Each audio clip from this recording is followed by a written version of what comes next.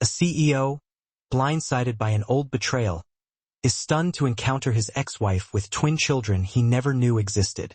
Unaware that these are his own offspring, he begins a journey that culminates in a revelation that stuns everyone involved. My beautiful family, welcome back to Mr. Peter's Stories, and Merry Christmas to everyone tuning in. I have been pouring myself into this project, dedicating 16-hour days to deliver what I truly believe is the highest quality content. However, the viewership and engagement for the last 2 videos have been unexpectedly low, and honestly, seeing that response truly crushes my spirit. I am deeply committed to this journey, and I need your unwavering support now more than at any other time. If you appreciate the effort I put in and genuinely enjoy the tales I weave, please take a moment and drop a simple yes in the comments below. That act of support would not only mean the world to me, but would also fuel my motivation to work even harder. Together, we can transform this channel into something truly spectacular. Thank you for being my family. Let's make this vision a reality. Chapter 1. The Empire and the Echo. The sunrise splashed across the Seattle skyline, painting the high clouds in rich hues of amber and rose. The nascent light reflected sharply off the vast mirrored facade of the Sterling Provisions headquarters, a monument to corporate dominance. Inside his expansive penthouse suite, Alexander Sterling stood before the floor-to-ceiling windows, observing the city stir beneath his gaze. At 35, he was a titan, the architect of an empire that singularly commanded the retail market across the entire Pacific Northwest. Yet, despite the unparalleled success, the victory tasted like ash in the pre-dawn quiet of his echoing, empty home. His reflection stared back at him, a tall, commanding silhouette, impeccably tailored in a hand-stitched Tom Ford suit. His dark, severe hair was just touched with distinguished silver at the temples, highlighting eyes the color of a deep, frozen winter sea. Those eyes, inherited from a mother whose memory was frustratingly faint, had hardened over the years, calcifying with each successive betrayal and the bitter lessons learned about the true cost of trust.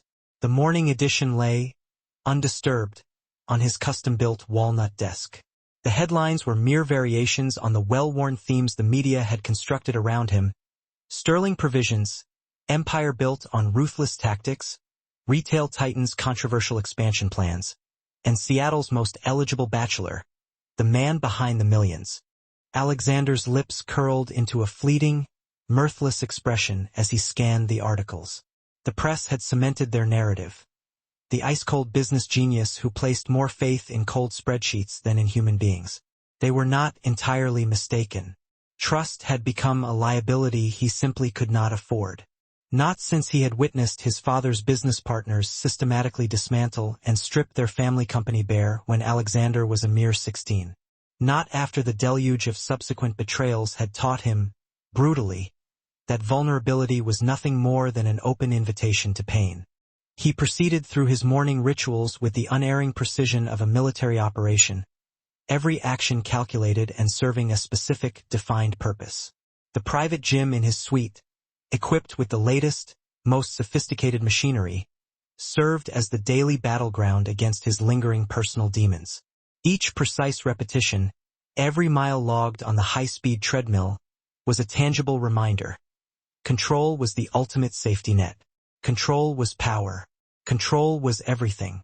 The painful memory of his father's final days remained a persistent ghost. John Sterling, once a proud and formidable man, had been tragically reduced to a broken shell following the financial betrayal. "Trust no one in business, son," he had rasped weakly from his hospital bed. "They will smile right into your face while simultaneously plunging a knife into your back." These chilling words had become Alexander's unbreakable mantra, the granite foundation upon which he had painstakingly rebuilt the entire Sterling name. His phone vibrated suddenly. It was Marcus Chen, his chief financial officer, confirming the quarterly performance review. Alexander shot back a concise acknowledgement, his mind already spinning through the sequence of presentations and financial reports awaiting him. These meetings were usually exercises in stifling tedium, yet they were an absolute necessity. In Alexander's world, everything was necessary, calculated, and meticulously precise. The drive to Sterling Provisions headquarters offered a masterclass in Seattle's characteristic morning chaos. His customized Mercedes S-Class sliced efficiently through the traffic as his thoughts wandered, focusing primarily on the ambitious expansion plans for their new organic food division. The project represented a complete reimagining of luxury grocery shopping for the discerning modern consumer.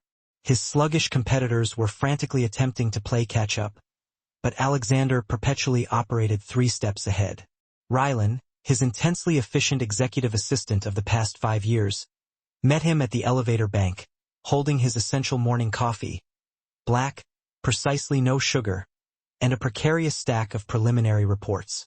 "Board members are already arriving, Mr. Sterling," she informed him, seamlessly falling into stride beside him.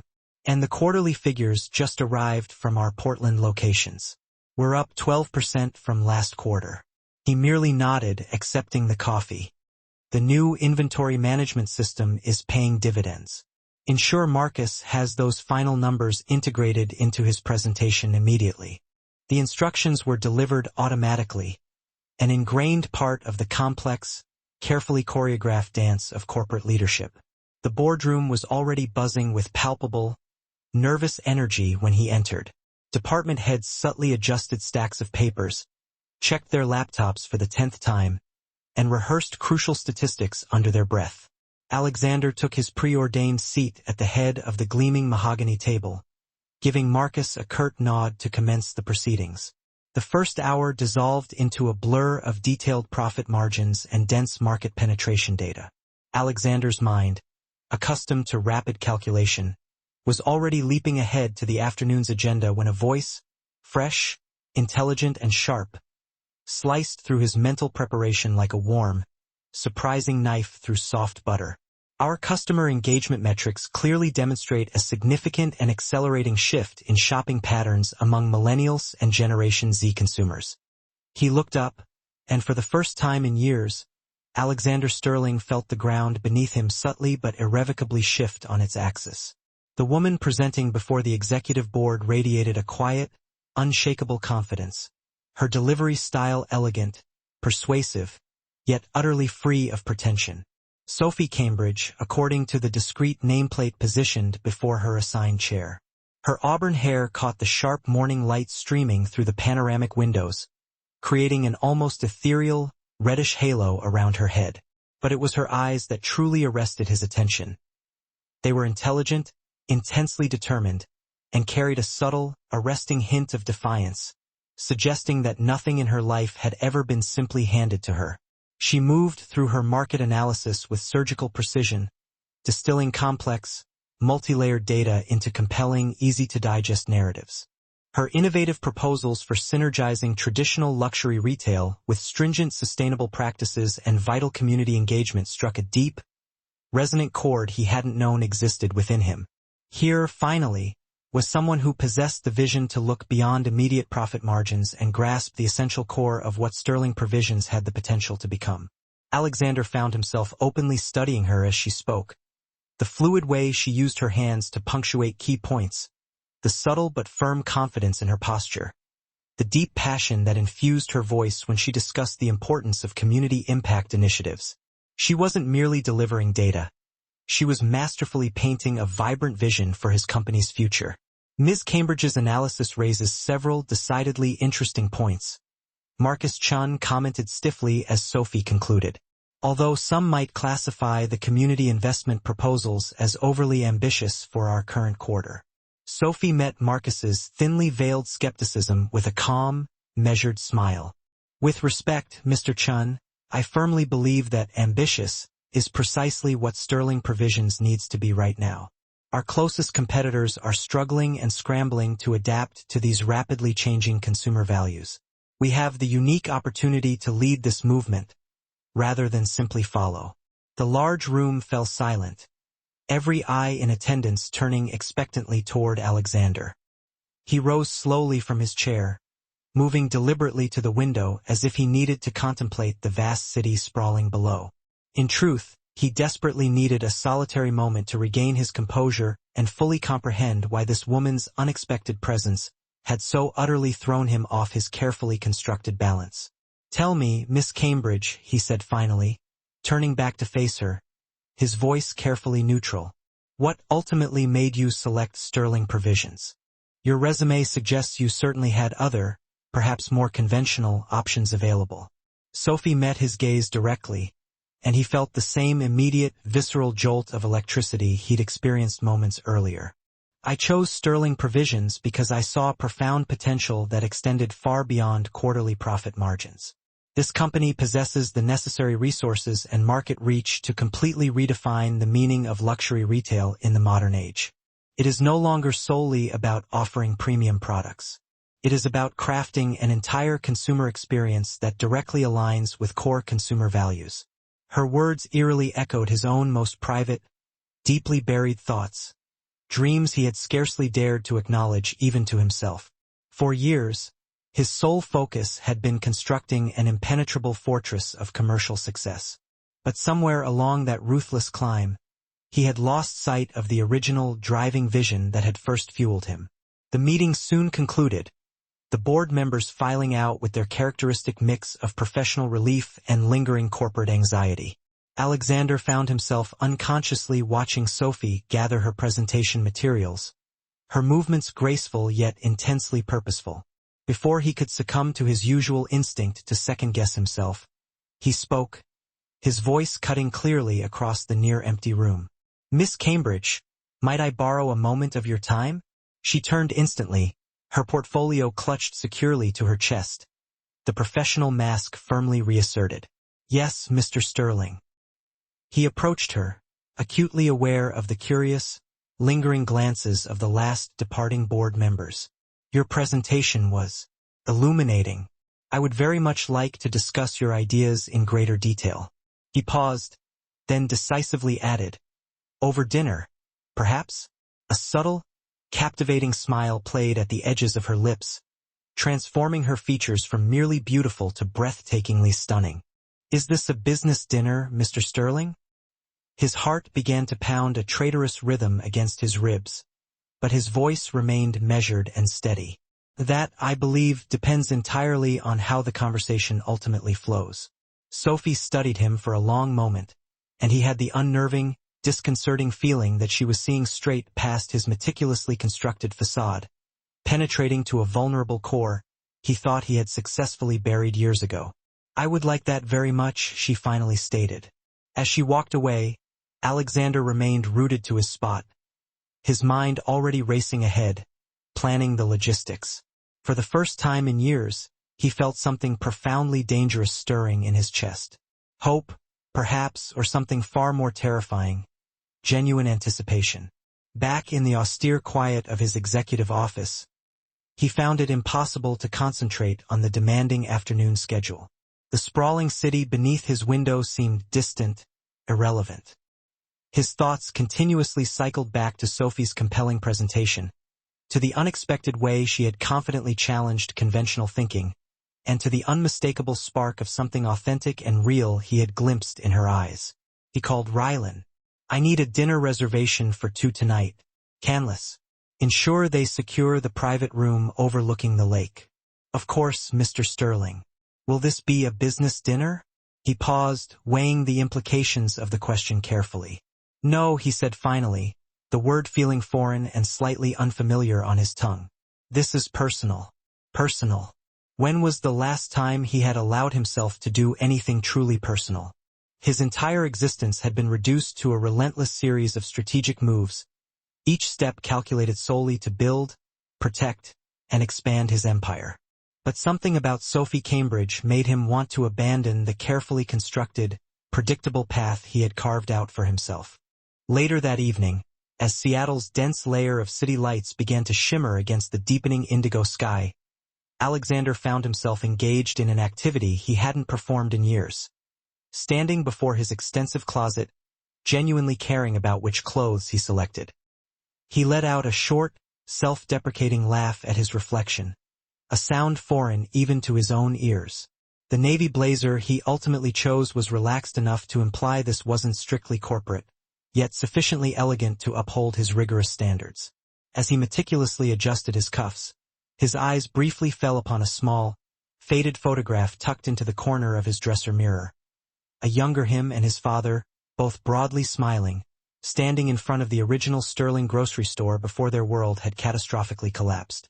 "What would you honestly think of me now, Dad?" he whispered to the image. "Still playing it too safe? Still keeping everyone aggressively at arm's length?" His phone buzzed softly. The car was waiting downstairs. Alexander took one final, penetrating look in the mirror, seeing not merely the ruthlessly successful businessman, but also the fleeting shadow of the young man who had once dreamed of building something meaningful, something that would genuinely endure. As he stepped into the elevator, his heart rate inexplicably quickened. For the first time in years, Alexander Sterling was embarking on something unplanned, something that held no strategic value.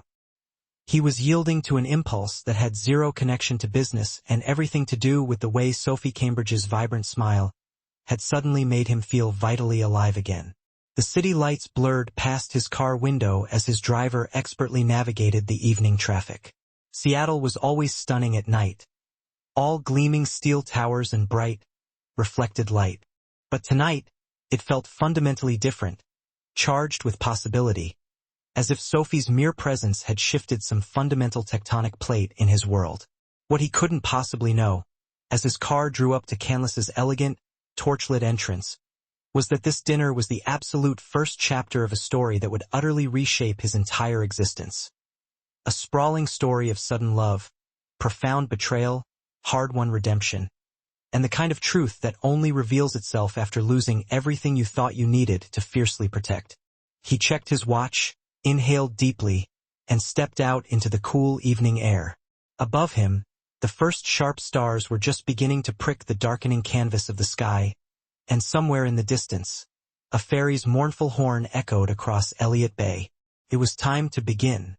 Chapter 2: Hearts Unveiled. The private dining room at Canlis seemed to float magically above Lake Union, resembling a crystal box suspended in the twilight sky, with Seattle's dazzling lights dancing like scattered jewels on the dark water below. Alexander arrived a full 15 minutes early, a lifetime habit rooted in business efficiency. Tonight, however, it felt less like strategy and more like naked eagerness. "Mr. Sterling," the maitre d' greeted him with practiced, polished deference. "Your usual table is prepared. Shall I have Thomas bring your preferred whiskey while you wait?"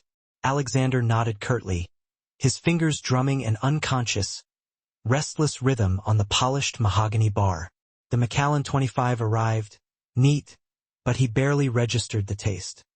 His mind kept reverting to the sterile boardroom, fixated on the unexpected way Sophie's presence had immediately cut through years of meticulously constructed emotional walls. Rylan, his assistant, had, of course, already compiled a comprehensive, detailed brief on Sophie Cambridge. It sat, tantalizingly, unopened in his phone's email, and for once, Alexander successfully resisted the overpowering urge to prepare, to preemptively know everything. Tonight, he desired to discover Sophie the old-fashioned way, through genuine conversation, through the organic, natural unfolding of two people getting to know one another. At precisely 7 o'clock, Sophie appeared in the restaurant's entrance. Alexander's breath hitched unexpectedly in his throat. She had changed out of her severe business attire into a striking deep burgundy dress that caught the evening light like liquid garnets. Her auburn hair now cascaded in soft, natural waves past her shoulders, and a simple single pearl pendant subtly drew attention to the elegant, graceful line of her neck. "You look stunning," he managed, the words escaping unbidden, a low sound in his throat. A faint blush colored her cheeks. "Thank you. I wasn't entirely certain about the dress. It's not exactly standard boardroom attire." "It's perfect," he assured her, immediately pulling out her chair with old-world courtesy. As she settled, the subtle, floral scent of her perfume delicately teased his senses. The sommelier approached with the impressive wine list, but Alexander dismissively waved him away. "Sophie, do you trust my judgment with the wine selection tonight?" She smiled, that same knowing, insightful look from earlier dancing playfully in her eyes. Does the great Alexander Sterling actually want someone to trust him? The direct question caught him off guard. its playful surface masking a deeper, unsettling insight that forced him to pause. "I suppose I do," he admitted, surprised by the unexpected honesty in his own voice. He selected a superb bottle of Chateau Margaux 2005, and as the sommelier discreetly departed, an unexpected, profound silence descended between them. It was not uncomfortable. Rather, it felt like the anticipatory pause just before a symphony begins, heavy with possibility. "Tell me something," Sophie said finally, breaking the quiet. "Something that isn't written in press releases or annual reports. Something real." Alexander studied her face in the soft candlelight, searching instinctively for any hint of the calculation or ambition he was so accustomed to seeing in others. He found absolutely none. "I hate caviar," he said suddenly, the confession sounding utterly ridiculous even to himself. Sophie blinked once, then burst into genuine, melodious laughter that seemed to instantly fill the private room with warmth. "The man who owns Seattle's most exclusive gourmet markets hates caviar? Can't stand it. But it's expected, isn't it? The successful businessman must possess exquisitely refined tastes."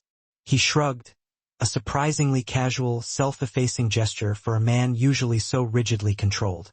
"I'd much rather have a burger from Dick's Drive-In any day." "Now that's genuinely interesting." Sophie leaned forward, her eyes sparkling with curiosity. "Any other surprising confessions?"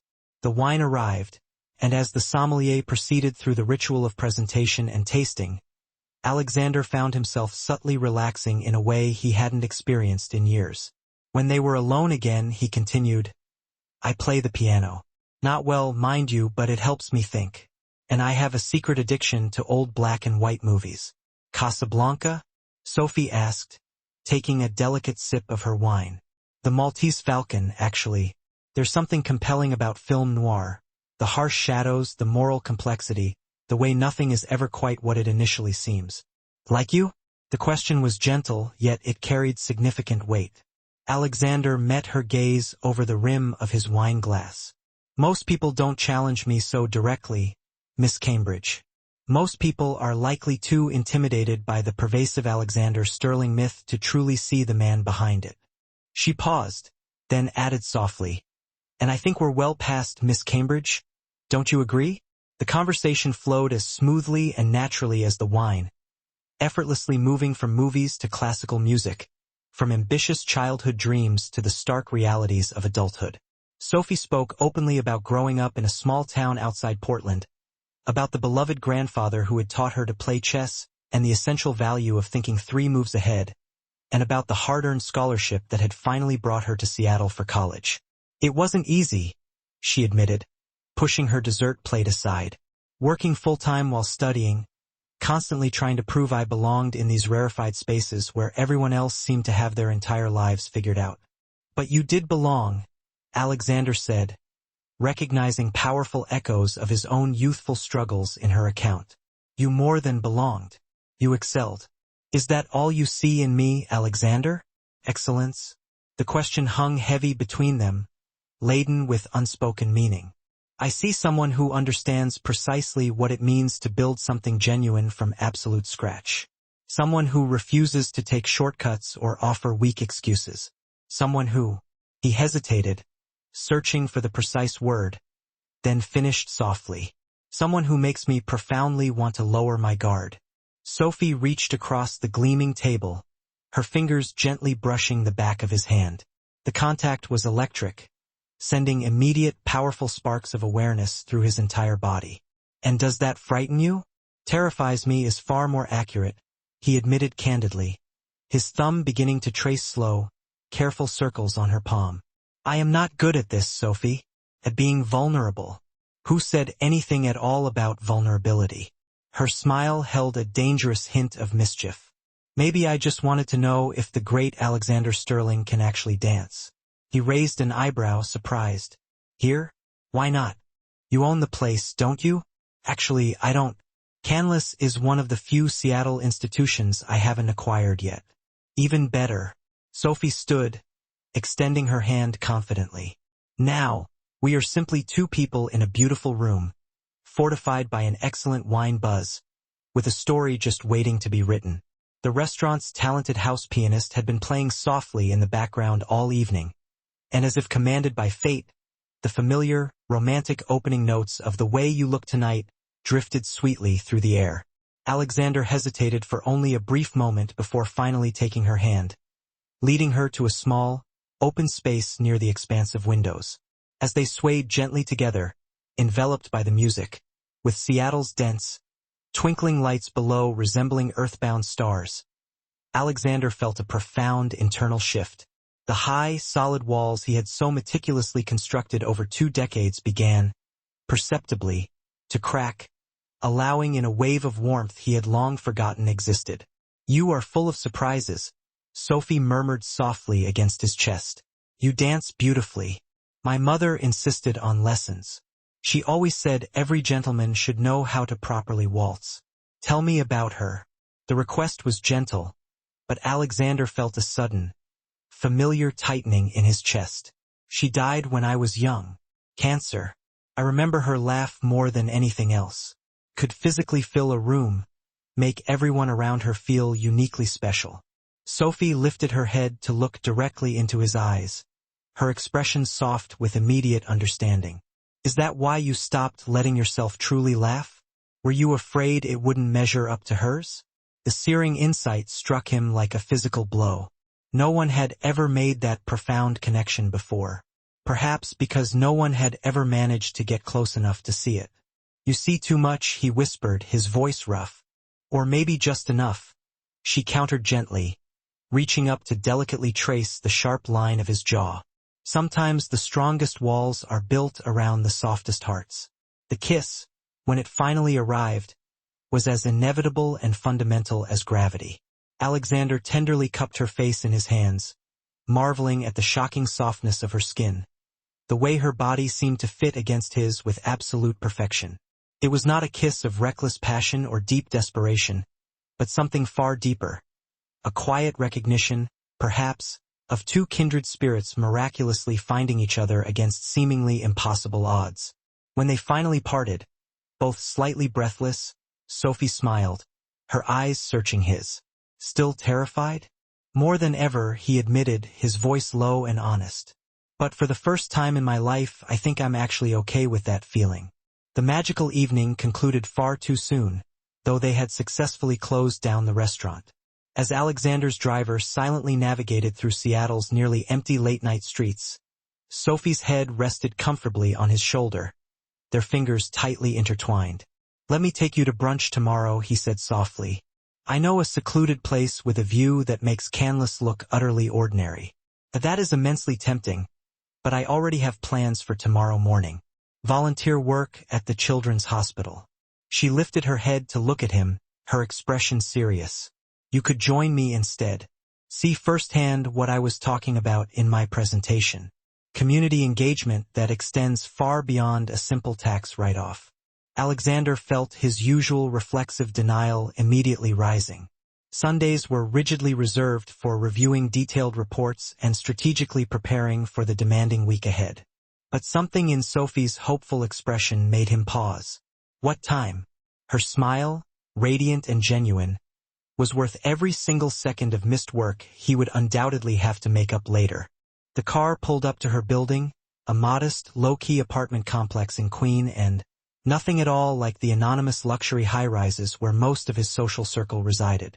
Before she could even reach for the door handle, Alexander was already out and around the car, opening her door with a sudden, unpracticed old-world courtesy. "Thank you for tonight," Sophie said, her hand lingering momentarily in his, "for letting me see the man behind the myth." He didn't just see past the empire. She had forced him to look directly at the man who was the emperor. "Thank you for looking," he replied softly, his voice gravelly with emotion. Their lips met again, a kiss far deeper than the first, this one a silent, potent promise of everything their future held. Then, with a heartbreaking suddenness, she was gone, dissolving into the grand marble lobby of her apartment building after a final radiant wave.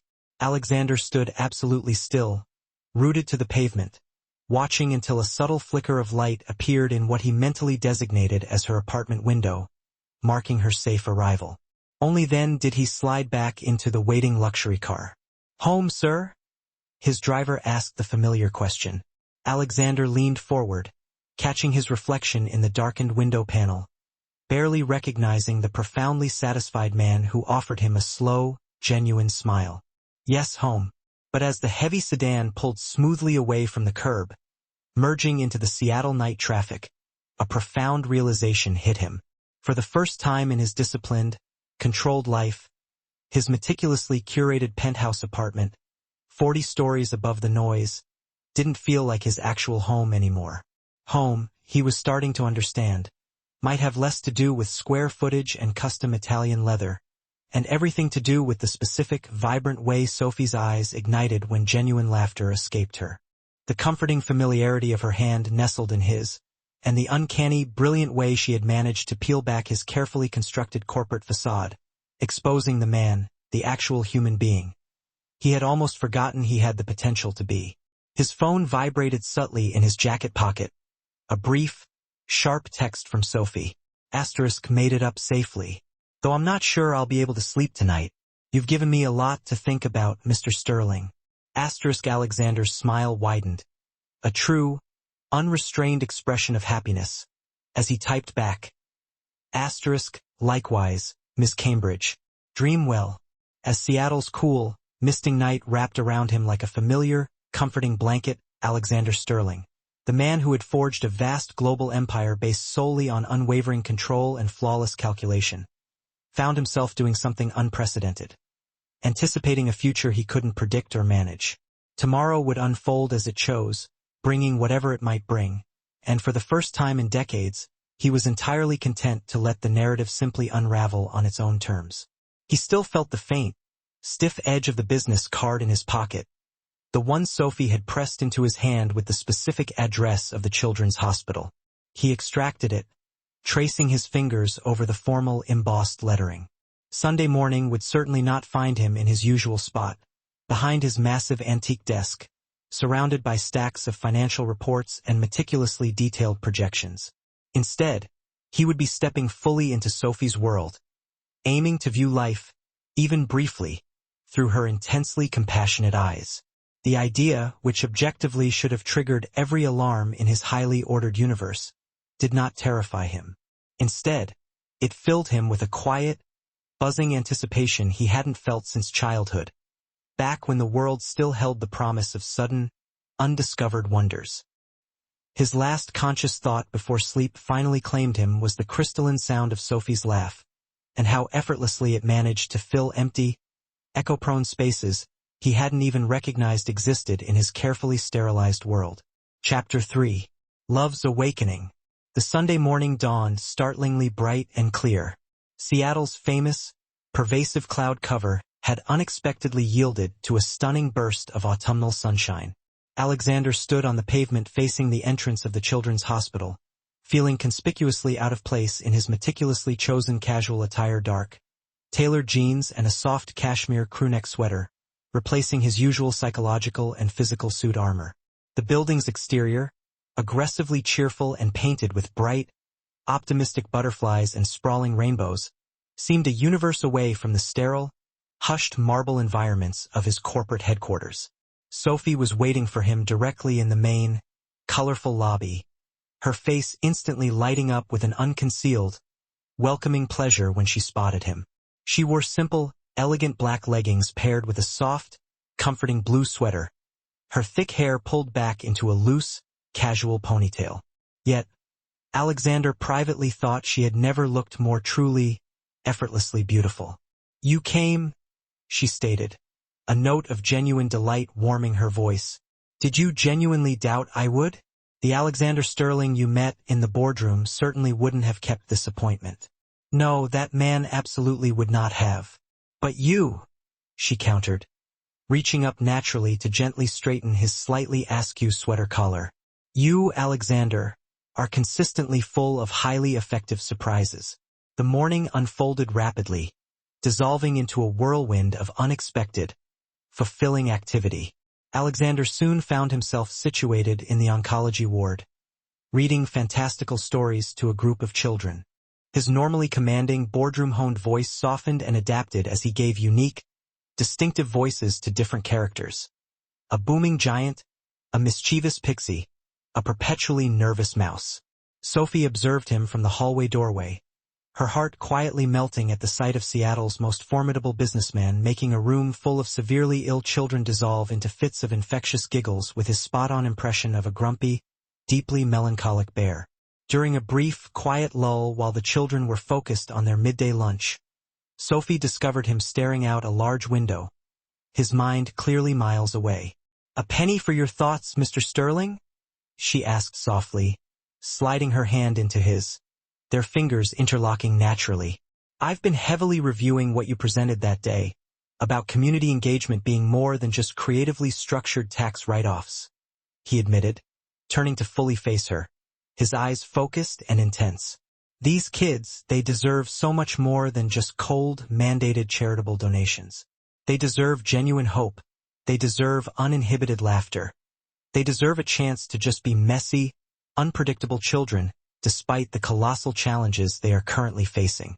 Sophie's heart performed a sudden, hopeful skip at the raw passion she heard resonating in his voice. "What specifically are you thinking?" "I'm thinking Sterling Provisions needs a formalized foundation," he declared. "Not a corporate shell for PR purposes, but something entirely real. Something that generates genuine, verifiable change in the world." He squeezed her hand firmly. "And I'm thinking, would you help me establish and build it?" That moment, standing in the heart of a children's hospital, marked the silent beginning of a complete transformation, not only in the trajectory of their burgeoning relationship but in the very core of Alexander Sterling himself. Over the subsequent 3 months, they rapidly fell into a shared, consuming rhythm that somehow managed to feel both intensely exciting and deeply comfortable. Weekday mornings still found them seated in high-stakes board meetings, maintaining the required professional distance while stealing charged, private glances across the glossy conference table. But every evening and weekend belonged solely to them. They embarked on an obsessive, shared exploration of Seattle's true hidden gems. Tiny, dusty bookstores tucked away in forgotten, quiet corners. Hole-in-the-wall ethnic restaurants that served dishes whose brilliance put 5-star establishments to shame. And secret, wild gardens perched precariously on rooftops high above the city's constant corporate chaos. Alexander found himself utterly rediscovering his own city through Sophie's appreciative eyes, seeing profound beauty in places he had deliberately overlooked for years. One particularly rainy evening, as they huddled under a narrow awning, running the final few feet from their cab to the entrance of her apartment building, Sophie looked up at him. Raindrops clung delicately to her long eyelashes, refracting the streetlights. "I think I'm falling completely in love with you," she said simply, the declaration cutting through the noise of the city. Alexander felt his heart seize momentarily, then restart with a strong, insistent rhythm that seemed to echo her unexpected words. Instead of the suffocating panic he would have anticipated feeling at such a momentous declaration, he experienced a profound, startling wave of peace. "I think I fell for you the exact moment you challenged Marcus in that very first impossible meeting." Their genuine laughter mingled sweetly with the sound of the drumming rain, and their ensuing kiss tasted precisely like Seattle's fierce winter storms mixed with a thrilling, potent newfound hope. The Sterling Provisions Children's Foundation officially launched with unprecedented success. Sophie's deeply compassionate vision, flawlessly combined with Alexander's substantial resources and logistical genius, created something genuinely extraordinary. It was a program that didn't just provide crucial medical support, but intentionally brought tangible joy and a sense of normalcy back into the lives of sick children and their beleaguered families.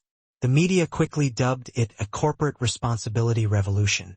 But Alexander and Sophie knew it was simply unconditional love made manifest and quantifiable in the world.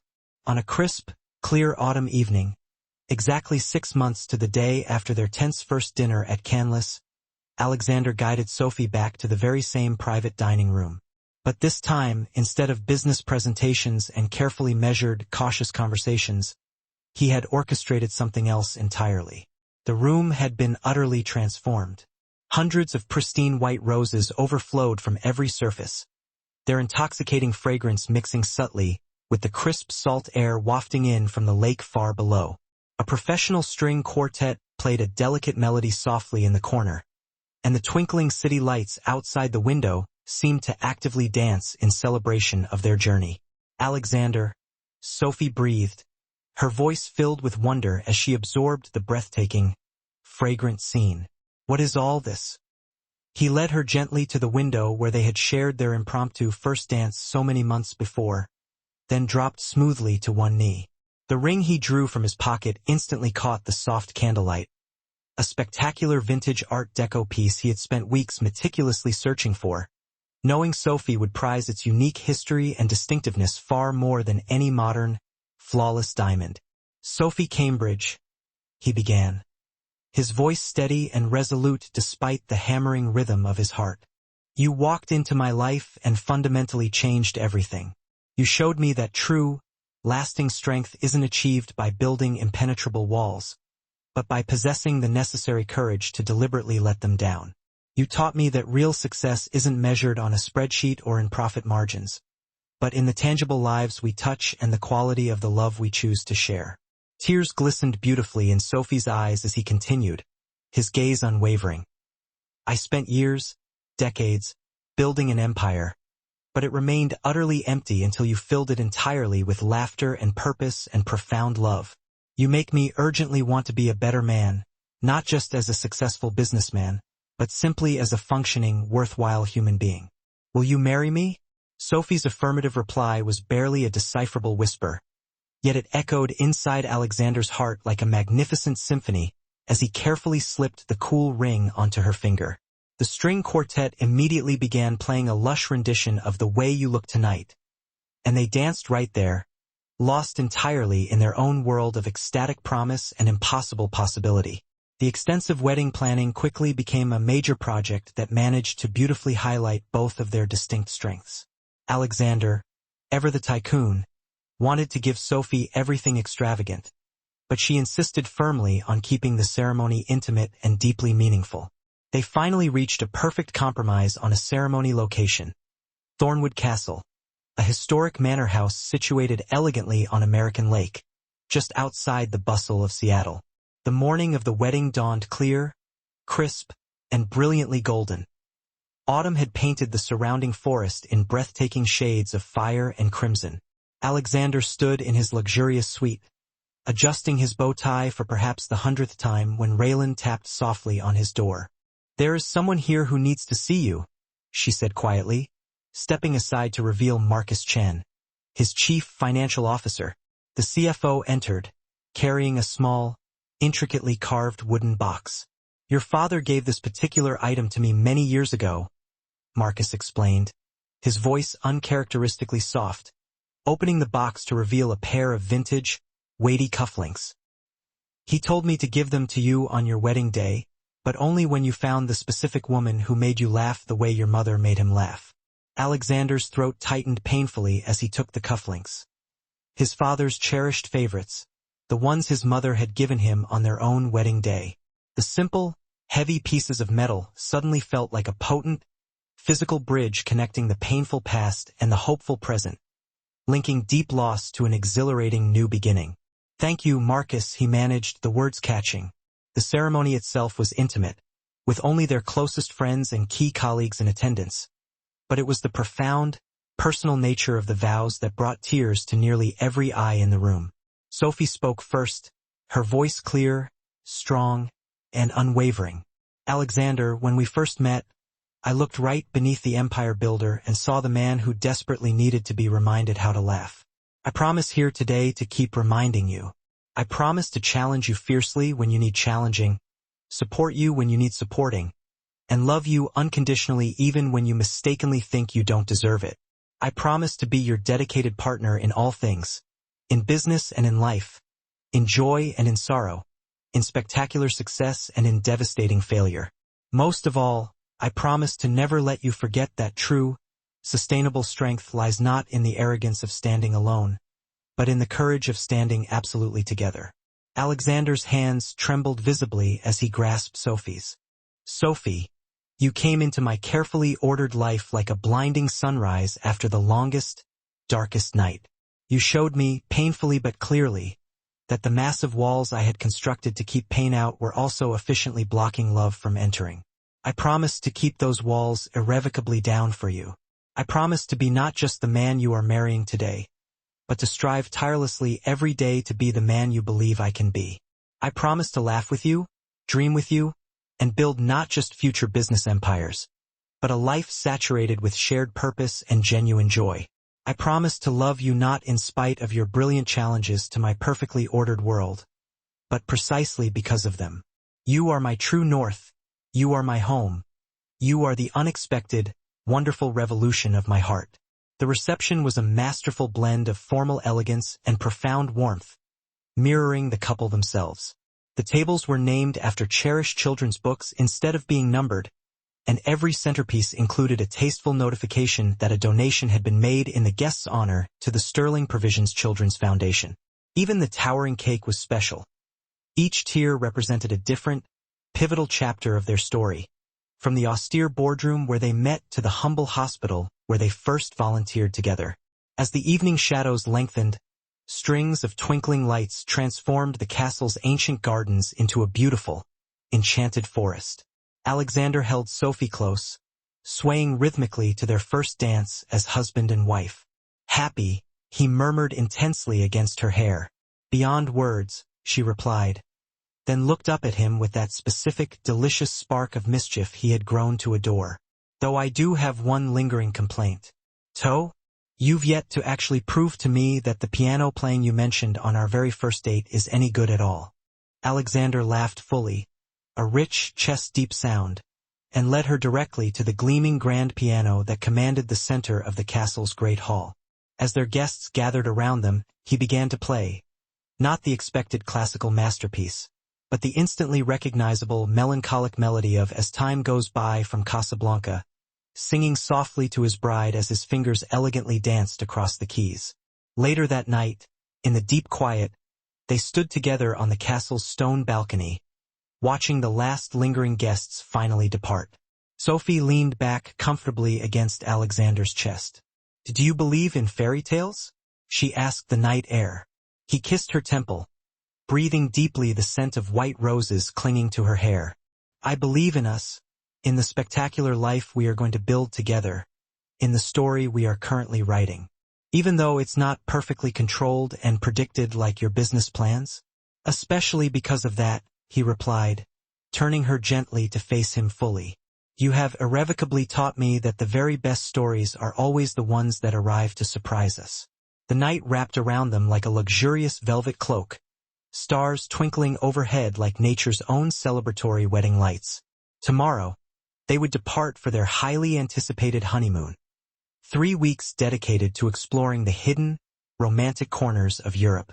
But for now, they simply held each other, two unexpected souls who had somehow found their way home against all logic and expectation. As midnight approached, a single bright shooting star streaked across the dark sky. Sophie made a quiet wish, though she would later confess she already possessed everything she had ever truly wished for. Alexander, watching the quiet reverence on her face in the starlight, silently thanked whatever unpredictable twist of fate had guided this extraordinary woman into his boardroom and, eventually, into his guarded heart.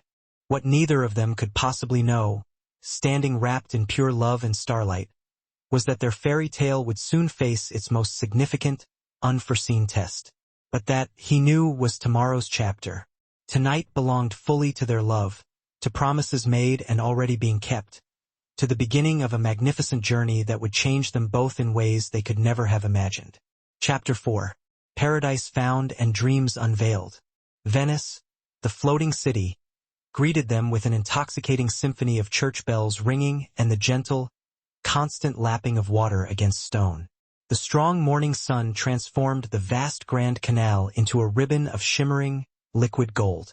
Alexander helped Sophie into a sleek, classic wooden water taxi, their fingers intertwined, their boat slicing gracefully through the ancient, storied waterways. Their honeymoon suite at the Amman Venice awaited them like a scene lifted directly from a lavish fairy tale. ceilings frescoed centuries ago, original Murano glass chandeliers casting crystalline light, and a private terrace overlooking the timeless, captivating beauty of the city. It's like stepping right into a dream, Sophie whispered in awe, running her hand along the cool marble balustrade of their terrace. The mid-October air carried the specific, salty scent of the sea mixed with the rich, heady aroma of espresso drifting up from the cafes below. Alexander wrapped his long arms around her from behind, resting his chin comfortably on her shoulder. I used to come here only on business trips, he said softly, looking out over the water. I meticulously saw the art, the detailed architecture, the history, but I never truly saw the magic until now. You make everything new and wonderful again. Their days settled into a comfortable, intimate rhythm that managed to feel both intensely adventurous and deeply soothing. Mornings began leisurely with breakfast served directly on their terrace. Fresh, buttery brioches and rich cappuccino, accompanied by the gentle, waking sounds of Venice below. They dedicated themselves to exploring the city's myriad hidden corners, deliberately getting lost in the dizzying, maze-like streets until they would happily stumble upon tiny, forgotten Baccari, small, authentic restaurants where elderly senoras served pasta that tasted of centuries of tradition and pure love. One evening as they sat in a particularly rustic back alley Baccaro, sipping cool Prosecco and sampling small plates of tzatziki, Sophie noticed Alexander checking his phone for perhaps the 5th time in the hour. The entire Sterling Empire won't collapse without your constant supervision. You know? She teased gently, placing her warm hand protectively over his phone screen. He had the good grace to look instantly sheepish. Old habits are stubborn. Raylan sent an update about the Children's Foundation's highly successful new initiative. And you're right. He tucked the phone firmly away, pulling her closer instead, his intention clear. The Empire can wait indefinitely. This us right here matters infinitely more. From Venice, they traveled south, seeking the quiet tranquility of a small, sun-drenched village nestled deep in Tuscany. They stayed in a beautifully converted monastery surrounded by rolling, gold-tinged hills and ancient olive groves. Alexander discovered a profound, new kind of peace here, completely isolated from the insistent, constant demands of his corporate world. He found himself sleeping later, laughing more freely, allowing the warm, golden Italian sun and Sophie's constant, reassuring presence to melt away years of carefully maintained emotional control. They spent an unforgettable afternoon learning the intricate art of making fresh pasta from an elderly nana who spoke absolutely no English, yet communicated perfectly through warm smiles and gentle, guiding hands correcting their clumsy attempts at rolling the dough thin enough. Flour dusted Sophie's cheek, and when Alexander tenderly kissed it away, the nana clapped her hands in delight, rattling off rapid Italian that caused their young translator to blush profusely. What did she say? Sophie asked, intensely curious. The translator, a local college student, grinned broadly. She says she hasn't witnessed such deep love since her own Giuseppe was alive. She says, you have the eyes of frantic newlyweds, but the souls of old, comfortable lovers. That night, enjoying their imperfect, handmade pasta on the monastery's terrace under a glittering canopy of stars, Alexander found himself sharing dreams he had guarded and never dared to voice aloud before. I want to create something truly lasting, he confessed, swirling the deep red wine in his glass. Not just more stores or higher profit margins, but something that creates a measurable, real difference in the world. The Children's Foundation, incredible as it is only the beginning. Sophie listened intently, her eyes reflecting the soft glow of the candle on the table. Tell me more, Alexander. I've been extensively thinking about sustainable farming initiatives, partnering directly with local, marginalized communities, creating legitimate opportunities for people who just need a fair chance, like I once did. He paused, suddenly feeling immensely vulnerable. Is that too idealistic, coming from me? No, she whispered. Sophie reached across the table, squeezing his hand firmly. It is beautiful and it is entirely achievable. We will absolutely build it together. Their journey continued to the breathtaking Greek islands, where they found a different kind of ancient magic. On Santorini, the infinity pool of their private villa seemed to merge seamlessly with the Aegean Sea, creating an endless, dizzying horizon of impossible blue. They spent lazy mornings swimming and reading quietly, afternoons exploring sun-drenched ancient ruins, and evenings mesmerized, watching the famous sunset paint the whitewashed buildings in glorious shades of gold and rose. One night, after a delicious dinner of ultra-fresh seafood in a tiny, tucked-away tavern in OIA, they walked along the edge of the caldera, the full moon casting a brilliant silver light across the rugged volcanic landscape. "Dance with me," Sophie requested suddenly, pulling Alexander close. "Here, there's no music." She simply began humming the melody of their wedding song, and they swayed together under the vast, silent stars, the warm breeze carrying the intoxicating scent of night-blooming jasmine. An old Greek woman passing by paused, blessed them loudly in her native tongue, and pressed a small, fragrant sprig of herbs into Sophie's hand for luck and lasting love. Their final destination was the Maldives, where their opulent overwater villa became their true, secluded private paradise. The vast Indian Ocean stretched endlessly in every direction, its waters shifting from brilliant turquoise to deep sapphire as the sun traversed the sky. They spent hours snorkeling among schools of rainbow-colored fish, Sophie's infectious delight at each new discovery making Alexander fall completely in love with her all over again. One late afternoon, they took a sunset cruise on a traditional dhoni boat. As they floated gently on the quiet waves, Sophie noticed Alexander watching her with an intense, unwavering focus that made her heart skip a beat. "What is it?" she asked, moving closer to sit beside him. "I was just thinking back to that very first, tense board meeting," he said, pulling her tightly against him. "How incredibly different my life would be right now if you hadn't walked in that day with your revolutionary ideas and that fearless, beautiful spirit." "Different how?" "Empty," he stated simply. "Successful, probably.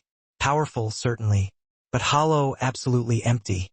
He traced her cheekbone tenderly with his thumb. "You efficiently filled all the deep, empty spaces I didn't even know were hollow in the first place." Their days settled into a restorative pattern of simple, shared pleasures. Breakfast was delivered by a small boat each morning.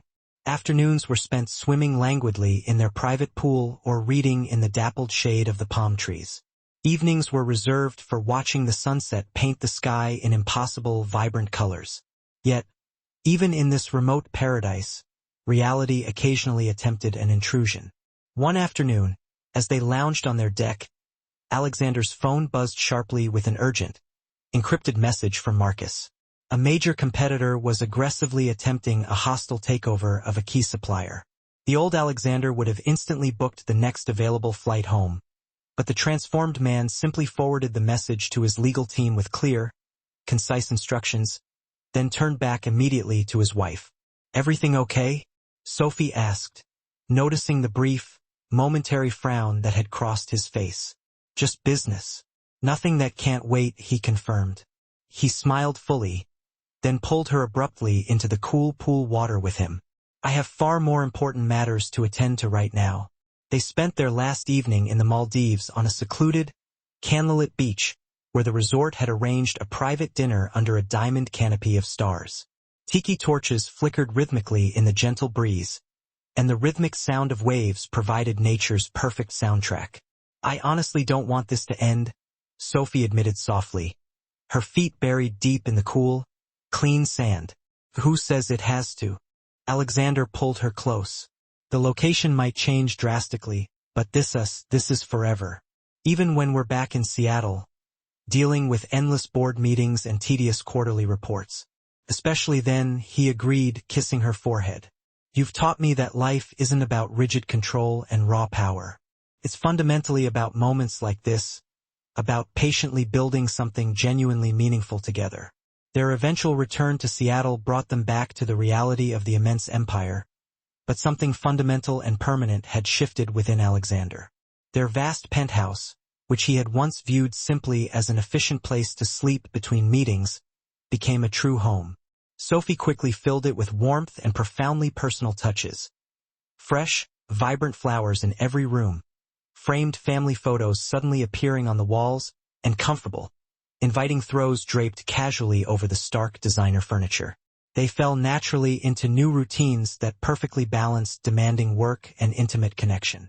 Morning coffee on their balcony became a sacred time, watching Seattle wake up while planning their day together. Board meetings were still professional, but now there were secret, fleeting smiles exchanged across the conference table, and private jokes shared during hushed elevator rides. One evening, about a week after their return, Alexander and Sophie were reviewing the new prospectus for a community housing initiative, a project that was deeply reflective of their shared, evolving vision for Sterling Provisions. As Alexander laid out a plan for funding based on leveraging internal equity, Sophie leaned over and playfully kissed the intense frown from his forehead. She murmured, "The man who makes grumpy bear noises in a hospital ward is a much better visionary than the man who only focuses on Q3 earnings." Alexander laughed, wrapping his arms around her. "I'm working on keeping the bear out of the boardroom." Just then his phone buzzed again, this time with a familiar, urgent tone that cut through the easy domestic atmosphere. It was Raylan, and the message was simple, stark, and utterly professional. *urgent. We have a situation. Marcus needs you to call him immediately. It's about the foundation. *. The sudden shift in tone was palpable. Alexander looked down at the notification, then up at Sophie, the easy contentment draining from his face, replaced by a sudden, intense concentration he hadn't displayed since the honeymoon began. He knew, instinctively, that whatever lay ahead was far more serious than a mere competitor takeover. The true test of their revolution had arrived. "Excuse me," he said, the old Alexander Sterling briefly resurfacing, already moving to pick up the call, his heart pounding a familiar, frantic rhythm against his ribs. "This sounds serious." He didn't just see past the empire. She had forced him to look directly at the man who was the emperor. "Thank you for looking," he replied softly, his voice gravelly with emotion. Their lips met again, a kiss far deeper than the first, this one a silent, potent promise of everything their future held. Then, with a heartbreaking suddenness, she was gone, dissolving into the grand marble lobby of her apartment building after a final radiant wave. Alexander stood absolutely still, rooted to the pavement, watching until a subtle flicker of light appeared in what he mentally designated as her apartment window, marking her safe arrival. Only then did he slide back into the waiting luxury car. "Home, sir?" His driver asked the familiar question. Alexander leaned forward, catching his reflection in the darkened window panel, barely recognizing the profoundly satisfied man who offered him a slow, genuine smile. "Yes, home." But as the heavy sedan pulled smoothly away from the curb, merging into the Seattle night traffic, a profound realization hit him. For the first time in his disciplined, controlled life, his meticulously curated penthouse apartment, 40 stories above the noise, didn't feel like his actual home anymore. Home, he was starting to understand, might have less to do with square footage and custom Italian leather, and everything to do with the specific, vibrant way Sophie's eyes ignited when genuine laughter escaped her. The comforting familiarity of her hand nestled in his, and the uncanny, brilliant way she had managed to peel back his carefully constructed corporate facade, exposing the man, the actual human being he had almost forgotten he had the potential to be. His phone vibrated subtly in his jacket pocket. A brief, sharp text from Sophie. "Made it up safely. Though I'm not sure I'll be able to sleep tonight. You've given me a lot to think about, Mr. Sterling." Alexander's smile widened, a true, unrestrained expression of happiness, as he typed back, "Likewise, Miss Cambridge. Dream well." As Seattle's cool, misting night wrapped around him like a familiar, comforting blanket, Alexander Sterling, the man who had forged a vast global empire based solely on unwavering control and flawless calculation, found himself doing something unprecedented, anticipating a future he couldn't predict or manage. Tomorrow would unfold as it chose, bringing whatever it might bring, and for the first time in decades, he was entirely content to let the narrative simply unravel on its own terms. He still felt the faint, stiff edge of the business card in his pocket, the one Sophie had pressed into his hand with the specific address of the children's hospital. He extracted it, tracing his fingers over the formal embossed lettering. Sunday morning would certainly not find him in his usual spot, behind his massive antique desk, surrounded by stacks of financial reports and meticulously detailed projections. Instead, he would be stepping fully into Sophie's world, aiming to view life, even briefly, through her intensely compassionate eyes. The idea, which objectively should have triggered every alarm in his highly ordered universe, did not terrify him. Instead, it filled him with a quiet, buzzing anticipation he hadn't felt since childhood, back when the world still held the promise of sudden, undiscovered wonders. His last conscious thought before sleep finally claimed him was the crystalline sound of Sophie's laugh, and how effortlessly it managed to fill empty, echo-prone spaces he hadn't even recognized existed in his carefully sterilized world. Chapter 3. Love's Awakening. The Sunday morning dawned startlingly bright and clear. Seattle's famous, pervasive cloud cover had unexpectedly yielded to a stunning burst of autumnal sunshine. Alexander stood on the pavement facing the entrance of the children's hospital, feeling conspicuously out of place in his meticulously chosen casual attire, dark, tailored jeans and a soft cashmere crewneck sweater, replacing his usual psychological and physical suit armor. The building's exterior, aggressively cheerful and painted with bright, optimistic butterflies and sprawling rainbows, seemed a universe away from the sterile, hushed marble environments of his corporate headquarters. Sophie was waiting for him directly in the main, colorful lobby, her face instantly lighting up with an unconcealed, welcoming pleasure when she spotted him. She wore simple, elegant black leggings paired with a soft, comforting blue sweater, her thick hair pulled back into a loose, casual ponytail. Yet, Alexander privately thought she had never looked more truly, effortlessly beautiful. "You came," she stated, a note of genuine delight warming her voice. "Did you genuinely doubt I would? The Alexander Sterling you met in the boardroom certainly wouldn't have kept this appointment. No, that man absolutely would not have. But you," she countered, reaching up naturally to gently straighten his slightly askew sweater collar. "You, Alexander, are consistently full of highly effective surprises." The morning unfolded rapidly, dissolving into a whirlwind of unexpected, fulfilling activity. Alexander soon found himself situated in the oncology ward, reading fantastical stories to a group of children. His normally commanding, boardroom-honed voice softened and adapted as he gave unique, distinctive voices to different characters. A booming giant, a mischievous pixie, a perpetually nervous mouse. Sophie observed him from the hallway doorway, her heart quietly melting at the sight of Seattle's most formidable businessman making a room full of severely ill children dissolve into fits of infectious giggles with his spot-on impression of a grumpy, deeply melancholic bear. During a brief, quiet lull while the children were focused on their midday lunch, Sophie discovered him staring out a large window, his mind clearly miles away. "A penny for your thoughts, Mr. Sterling?" she asked softly, sliding her hand into his, their fingers interlocking naturally. "I've been heavily reviewing what you presented that day, about community engagement being more than just creatively structured tax write-offs," he admitted, turning to fully face her, his eyes focused and intense. "These kids, they deserve so much more than just cold, mandated charitable donations. They deserve genuine hope. They deserve uninhibited laughter. They deserve a chance to just be messy, unpredictable children, despite the colossal challenges they are currently facing." Sophie's heart performed a sudden, hopeful skip at the raw passion she heard resonating in his voice. "What specifically are you thinking?" "I'm thinking Sterling Provisions needs a formalized foundation," he declared. "Not a corporate shell for PR purposes, but something entirely real. Something that generates genuine, verifiable change in the world." He squeezed her hand firmly. "And I'm thinking, would you help me establish and build it?"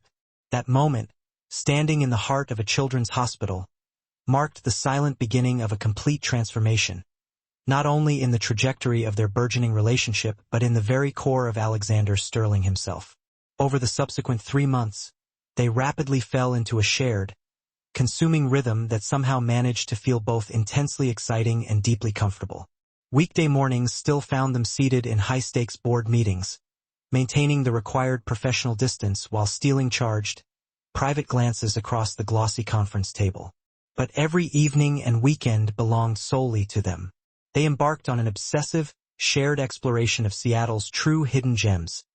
Tiny, dusty bookstores tucked away in forgotten, quiet corners. Hole-in-the-wall ethnic restaurants that served dishes whose brilliance put five-star establishments to shame. And secret, wild gardens perched precariously on rooftops high above the city's constant corporate chaos. Alexander found himself utterly rediscovering his own city through Sophie's appreciative eyes, seeing profound beauty in places he had deliberately overlooked for years. They savored the unique, savory brilliance of hole-in-the-wall restaurants, sharing laughter and stories. One particularly rainy evening, as they huddled under a narrow awning, running the final few feet from their cab to the entrance of her apartment building, Sophie looked up at him. Raindrops clung delicately to her long eyelashes, refracting the streetlights. "I think I'm falling completely in love with you," she said simply, the declaration cutting through the noise of the city. Alexander felt his heart seize momentarily, then restart with a strong, insistent rhythm that seemed to echo her unexpected words.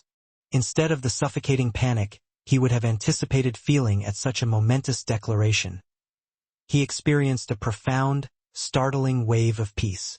"I think I fell for you the exact moment you challenged Marcus in that very first impossible meeting." Their genuine laughter mingled sweetly with the sound of the drumming rain, and their ensuing kiss tasted precisely like Seattle's fierce winter storms mixed with a thrilling, potent newfound hope. The Sterling Provisions Children's Foundation officially launched with unprecedented success. Sophie's deeply compassionate vision, flawlessly combined with Alexander's substantial resources and logistical genius, created something genuinely extraordinary. It was a program that didn't just provide crucial medical support, but intentionally brought tangible joy and a sense of normalcy back into the lives of sick children and their beleaguered families. The media quickly dubbed it a corporate responsibility revolution. But Alexander and Sophie knew it was simply unconditional love made manifest and quantifiable in the world. Exactly 6 months after their tense first dinner at Canlis, Alexander planned an evening that would erase all memory of business logistics. On a crisp, clear autumn evening, he guided Sophie back to the very same private dining room. The room had been utterly transformed. Hundreds of pristine white roses overflowed from every surface, their intoxicating fragrance mixing subtly with the crisp salt air wafting in from the lake far below. A professional string quartet played a delicate melody softly in the corner, and the twinkling city lights outside the window seemed to actively dance in celebration of their journey. "Alexander," Sophie breathed, her voice catching as she took in the impossible, fragrant scene. "What is all this?" He led her gently to the window where they had shared their impromptu first dance so many months before, then dropped smoothly to one knee. The ring he drew from his pocket instantly caught the soft candlelight, a spectacular vintage Art Deco piece he had spent weeks meticulously searching for, knowing Sophie would prize its unique history and distinctiveness far more than any modern, flawless diamond. "Sophie Cambridge," he began, his voice steady and resolute despite the hammering rhythm of his heart. "You walked into my life and fundamentally changed everything. You showed me that true, lasting strength isn't achieved by building impenetrable walls, but by possessing the necessary courage to deliberately let them down. You taught me that real success isn't measured on a spreadsheet or in profit margins, but in the tangible lives we touch and the quality of the love we choose to share." Tears glistened beautifully in Sophie's eyes as he continued, his gaze unwavering. "I spent years, decades, building an empire, but it remained utterly empty until you filled it entirely with laughter and purpose and profound love. You make me urgently want to be a better man, not just as a successful businessman, but simply as a functioning, worthwhile human being. Will you marry me?" Sophie's acceptance was a sound lost in the music, yet it resonated in Alexander's core. He carefully slipped the cool ring onto her finger. The string quartet immediately began playing a lush rendition of "The Way You Look Tonight," and they danced right there, lost entirely in their own world of ecstatic promise and impossible possibility. The wedding planning quickly became a major project that managed to beautifully highlight both of their distinct strengths. Alexander wanted to give Sophie everything extravagant, but she insisted firmly on keeping the ceremony intimate and deeply meaningful. They finally reached a perfect compromise on a ceremony location: Thornwood Castle, a historic manor house situated elegantly on American Lake, just outside the bustle of Seattle. The morning of the wedding dawned clear, crisp, and brilliantly golden. Autumn had painted the surrounding forest in breathtaking shades of fire and crimson. Alexander stood rigid in his suite, checking his bow tie for perhaps the 100th time, the classic tuxedo feeling less like armor and more like a uniform of happiness. Raylan tapped softly on his door. "There is someone here who needs to see you," she said quietly, stepping aside to reveal Marcus Chen, his chief financial officer. The CFO entered, carrying a small, intricately carved wooden box. "Your father gave this particular item to me many years ago," Marcus explained, his voice uncharacteristically soft, opening the box to reveal a pair of vintage, weighty cufflinks. "He told me to give them to you on your wedding day, but only when you found the specific woman who made you laugh the way your mother made him laugh." Alexander's throat tightened painfully as he took the cufflinks. His father's cherished favorites, the ones his mother had given him on their own wedding day. The simple, heavy pieces of metal suddenly felt like a potent, physical bridge connecting the painful past and the hopeful present, linking deep loss to an exhilarating new beginning. "Thank you, Marcus," he managed, the words catching. The ceremony was exactly as Sophie had envisioned. Intimate, focused entirely on the commitment, with only their closest friends and key colleagues in attendance. But it was the profound, personal nature of the vows that brought tears to nearly every eye in the room. Sophie spoke first, her voice clear, strong, and unwavering. "Alexander, when we first met, I looked right beneath the empire builder and saw the man who desperately needed to be reminded how to laugh. I promise here today to keep reminding you. I promise to challenge you fiercely when you need challenging, support you when you need supporting, and love you unconditionally even when you mistakenly think you don't deserve it. I promise to be your dedicated partner in all things, in business and in life, in joy and in sorrow, in spectacular success and in devastating failure.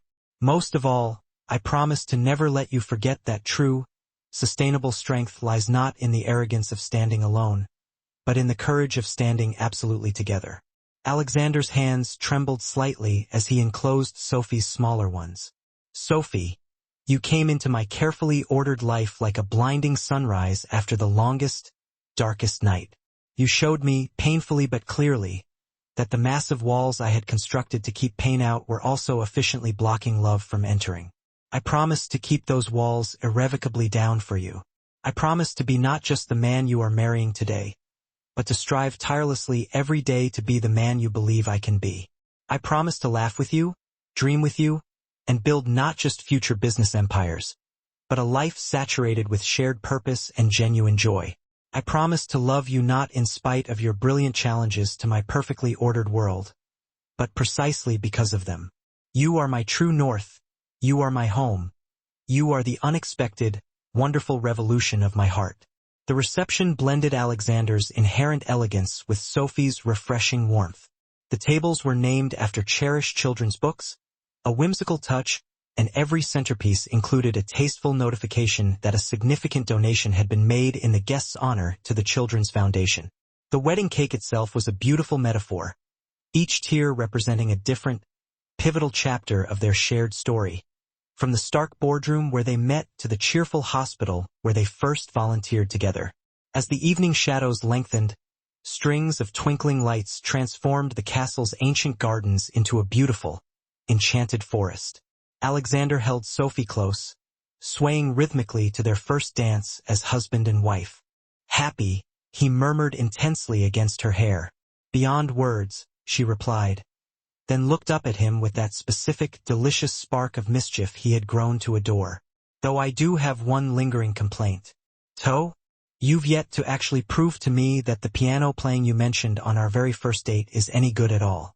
Alexander laughed fully, a rich, chest-deep sound, and led her directly to the gleaming grand piano that commanded the center of the castle's great hall. As their guests gathered around them, he began to play, not the expected classical masterpiece, but the instantly recognizable melancholic melody of As Time Goes By from Casablanca, singing softly to his bride as his fingers elegantly danced across the keys. Later that night, in the profound quiet, they stood together on the castle's stone balcony, watching the last lingering guests finally depart. Sophie leaned back comfortably against Alexander's chest. "Do you believe in fairy tales?" she asked the night air. He kissed her temple, breathing deeply the scent of white roses clinging to her hair. "I believe in us, in the spectacular life we are going to build together, in the story we are currently writing. Even though it's not perfectly controlled and predicted like your business plans."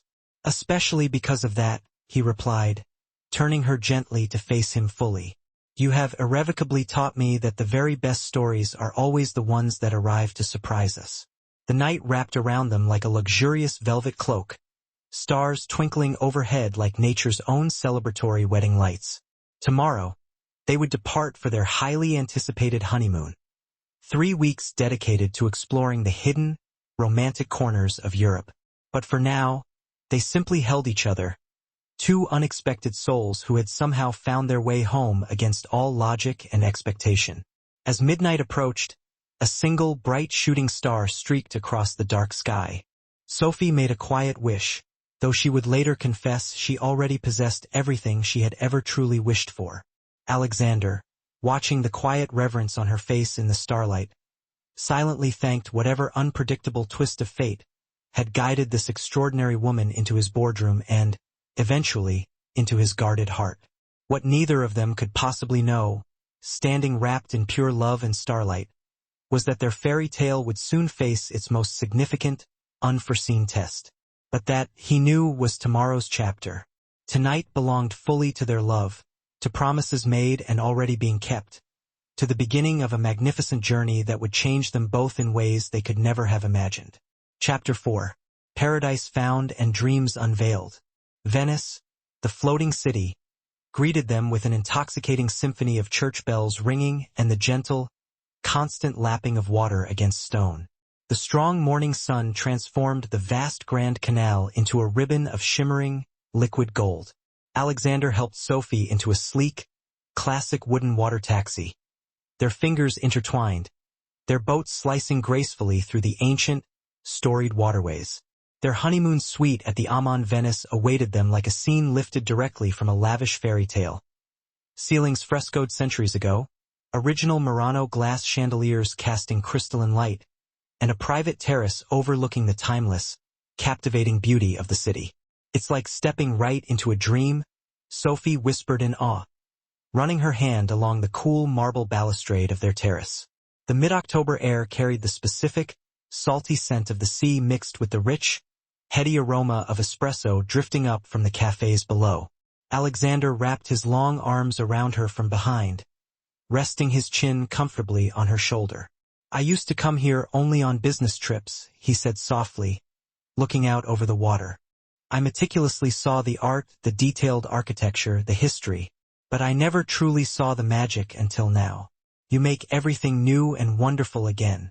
Their days settled into a comfortable, intimate rhythm that managed to feel both intensely adventurous and deeply soothing. Mornings began leisurely with breakfast served directly on their terrace. Fresh, buttery brioches and rich cappuccino, accompanied by the gentle, waking sounds of Venice below. They dedicated themselves to exploring the city's myriad hidden corners, deliberately getting lost in the dizzying, maze-like streets until they would happily stumble upon tiny, forgotten baccari, small, authentic restaurants where elderly senoras served pasta that tasted of centuries of tradition and pure love. One evening, as they sat in a particularly rustic back-alley baccaro, sipping cool prosecco and sampling small plates of sasidi, Sophie noticed Alexander checking his phone for perhaps the 5th time in the hour. "The entire sterling empire won't collapse without your constant supervision, you know?" she teased gently, placing her warm hand protectively over his phone screen. He had the good grace to look instantly sheepish. "Old habits are stubborn." Raylan sent an update about the Children's Foundation's highly successful new initiative. "And you're right." He tucked the phone firmly away, pulling her closer instead, his intention clear. "The empire can wait indefinitely." This us right here matters infinitely more. Leaving the canals behind, they journeyed to a secluded village nestled deep in Tuscany. They stayed in a beautifully converted monastery surrounded by rolling, gold-tinged hills and ancient olive groves.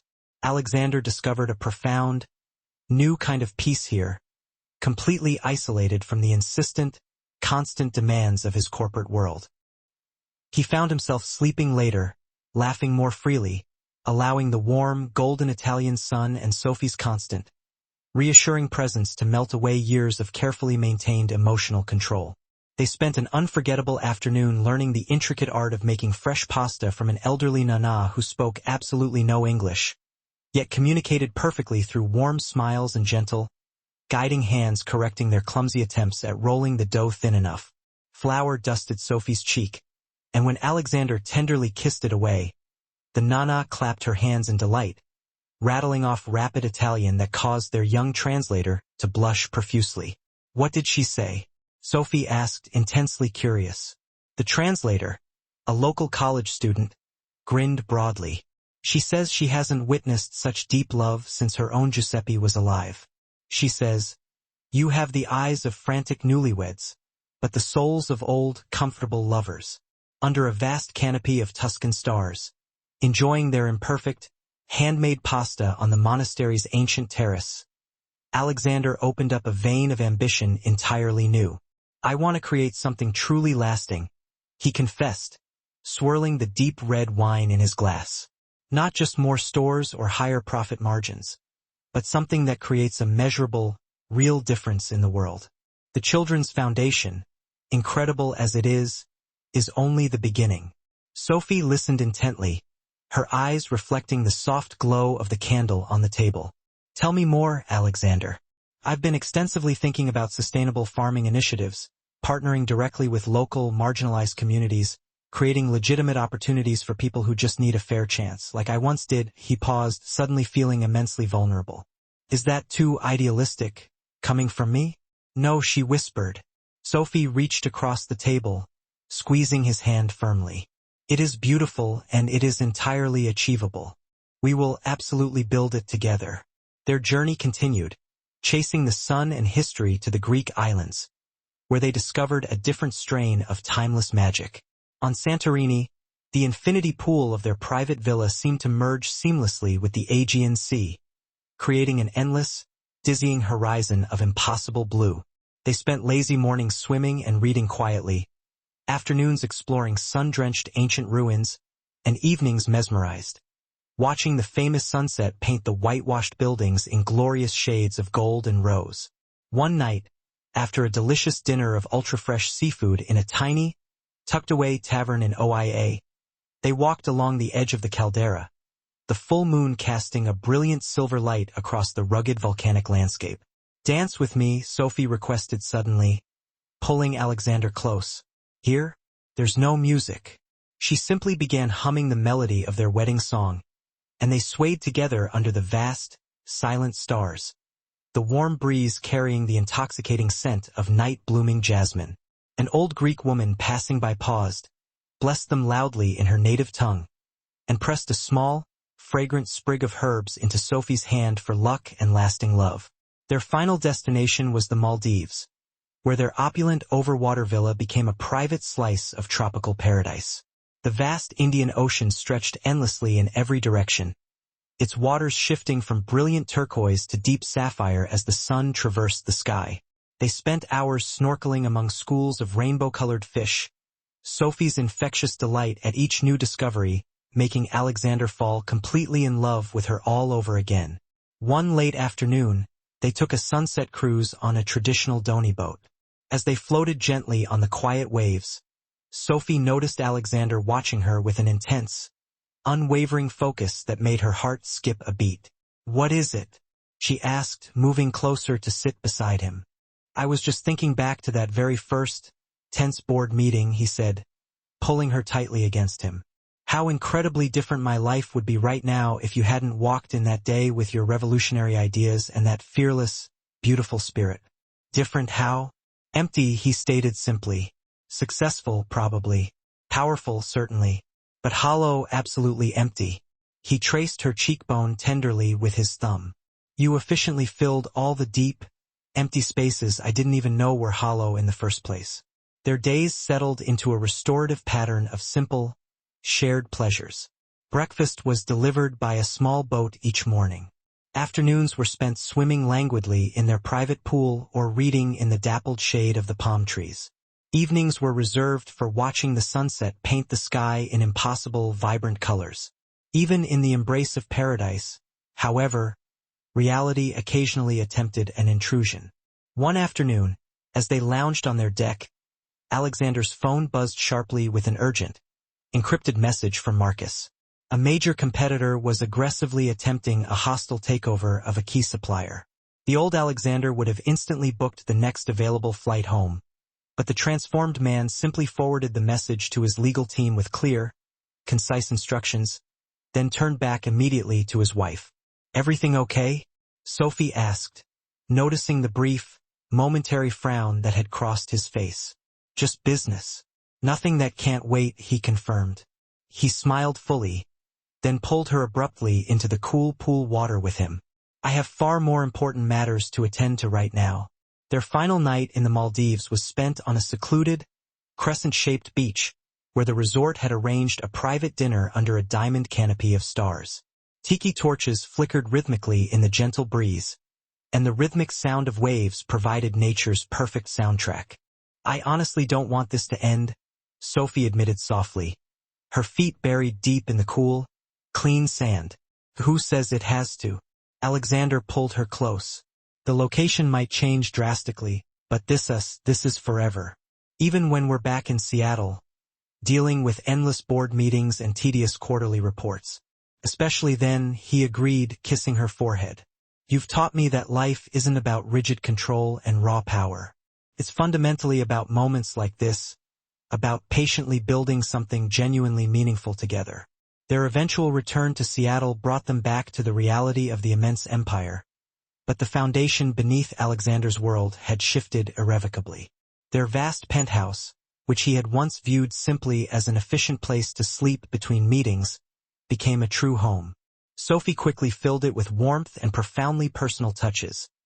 Fresh, vibrant flowers in every room, framed family photos suddenly appearing on the walls, and comfortable, inviting throws draped casually over the stark designer furniture.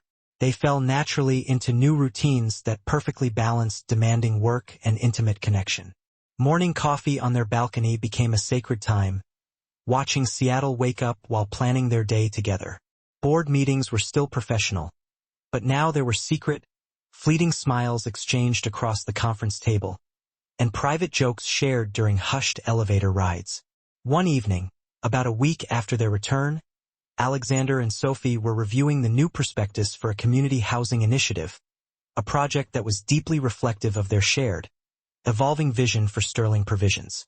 As Alexander laid out a plan for funding based on leveraging internal equity, Sophie leaned over and playfully kissed the intense frown from his forehead. "You know," she murmured, "the man who makes grumpy bear noises in a hospital ward is a much better visionary than the man who only focuses on Q3 earnings." Alexander laughed, wrapping his arms around her. "I'm working on keeping the bear out of the boardroom." Just then his phone buzzed again, this time with a familiar, urgent tone that cut through the easy domestic atmosphere.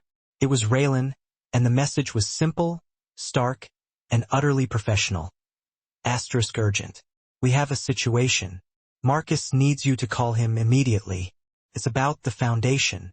The sudden shift in tone was palpable. Alexander looked down at the notification, then up at Sophie, the easy contentment draining from his face, replaced by a sudden, intense concentration he hadn't displayed since the honeymoon began. He knew, instinctively, that whatever lay ahead was far more serious than a mere competitor takeover. The true test of their revolution had arrived. "Excuse me," he said, the old Alexander Sterling briefly resurfacing, already moving to pick up the call, his heart pounding a familiar, frantic rhythm against his ribs. "This sounds serious." Upon their return, the atmosphere in Alexander's sprawling, minimalist penthouse had softened. Sophie was actively engaged in preparing dinner in their gleaming, state-of-the-art kitchen. A true transformation, given that Alexander Sterling had previously only utilized the immaculate space for brewing his morning espresso. She was humming softly, slicing herbs for a marinade, when the sudden wave hit. The entire room seemed to lurch violently. Vertigo seized her, the polished granite countertops blurring as the expensive chef's knife slipped from her numb fingers, hitting the counter with a loud, metallic clatter. Sophie, Alexander, always acutely aware of his surroundings, was across the room in a flash, his strong arm wrapping around her waist, anchoring her. "What is it?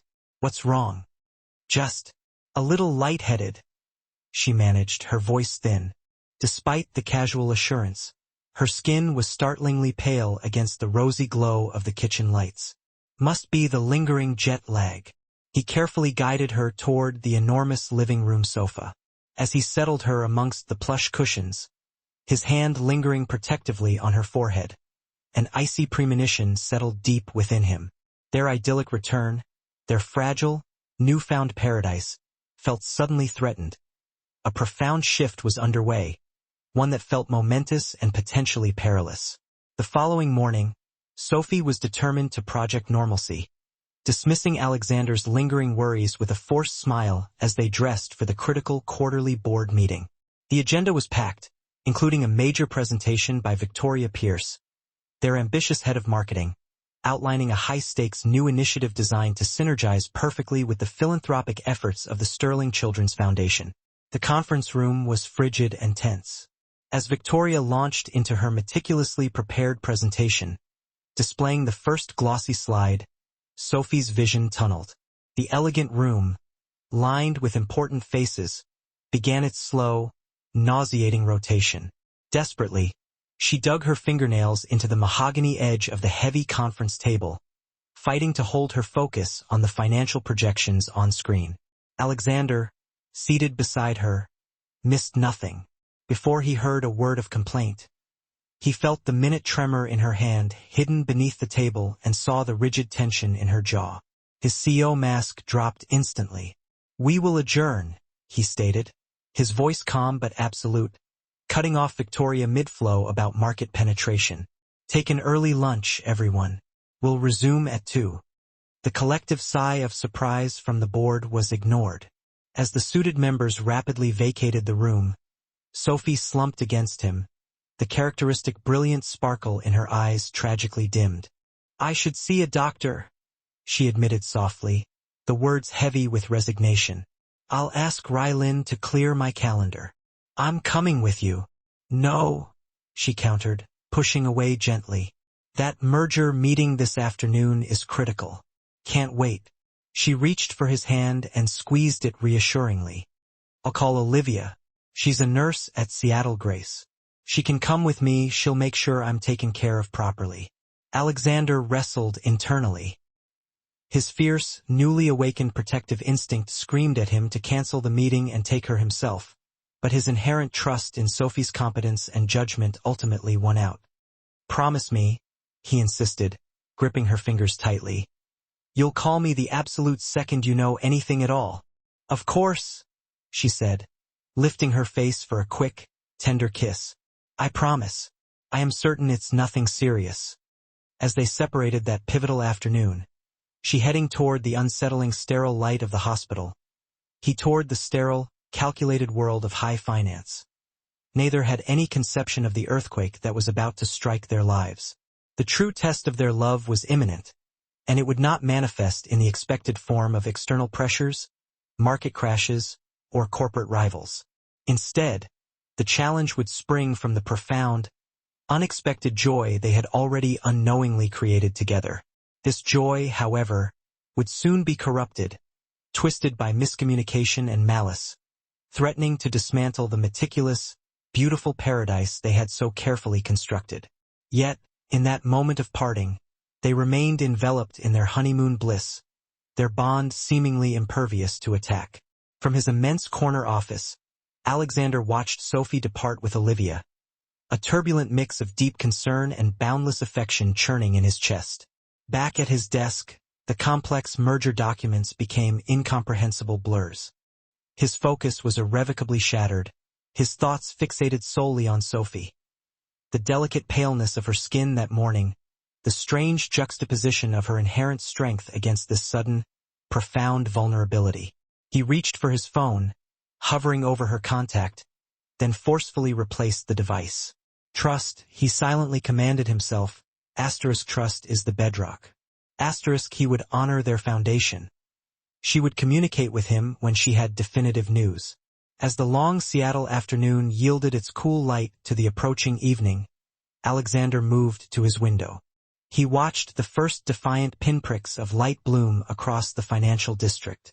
Somewhere in that vast, indifferent city, his wife was encountering truths that he was entirely unprepared for. Their world was on the brink of an unimaginable trial. The intense love they shared would soon be revealed as either the magnificent anchor that saved them or the powerful current that irrevocably pulled them under. The sun dipped dramatically below Elliott Bay, staining the sky in hues of rose and incandescent gold, colors vividly reminiscent of the breathtaking sunset they had shared months before on the cliffs of Santorini. Alexander traced the cold metal of his wedding ring, a constant, unconscious gesture developed since their marriage, and managed a small, hopeful smile.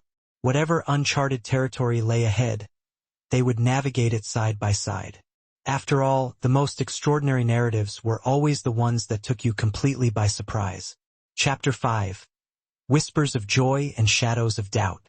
The pristine, antiseptic corridors of Seattle Grace Hospital stretched before Sophie like an endless, disorienting maze as she followed Olivia deep into the medical wings. The harsh glare of the fluorescent ceiling lights intensified her rising sense of dread, magnifying her existing unease. The soft, rhythmic sound of Olivia's nursing uniform rustling provided the only source of comfort in the otherwise chillingly sterile environment. Dr. Bennett is considered the premier OB/GYN in Seattle, Olivia reaffirmed, offering a quick, reassuring squeeze of Sophie's hand. She is meticulous. You are in the very best hands. The examination room offered a minor respite, designed with comforting, pale tones and framed landscape photographs, though these attempts at tranquility did little to soothe Sophie's wildly accelerating heartbeat. As she traded her professional silk dress for the thin, impersonal hospital gown, her mind drifted back to her husband.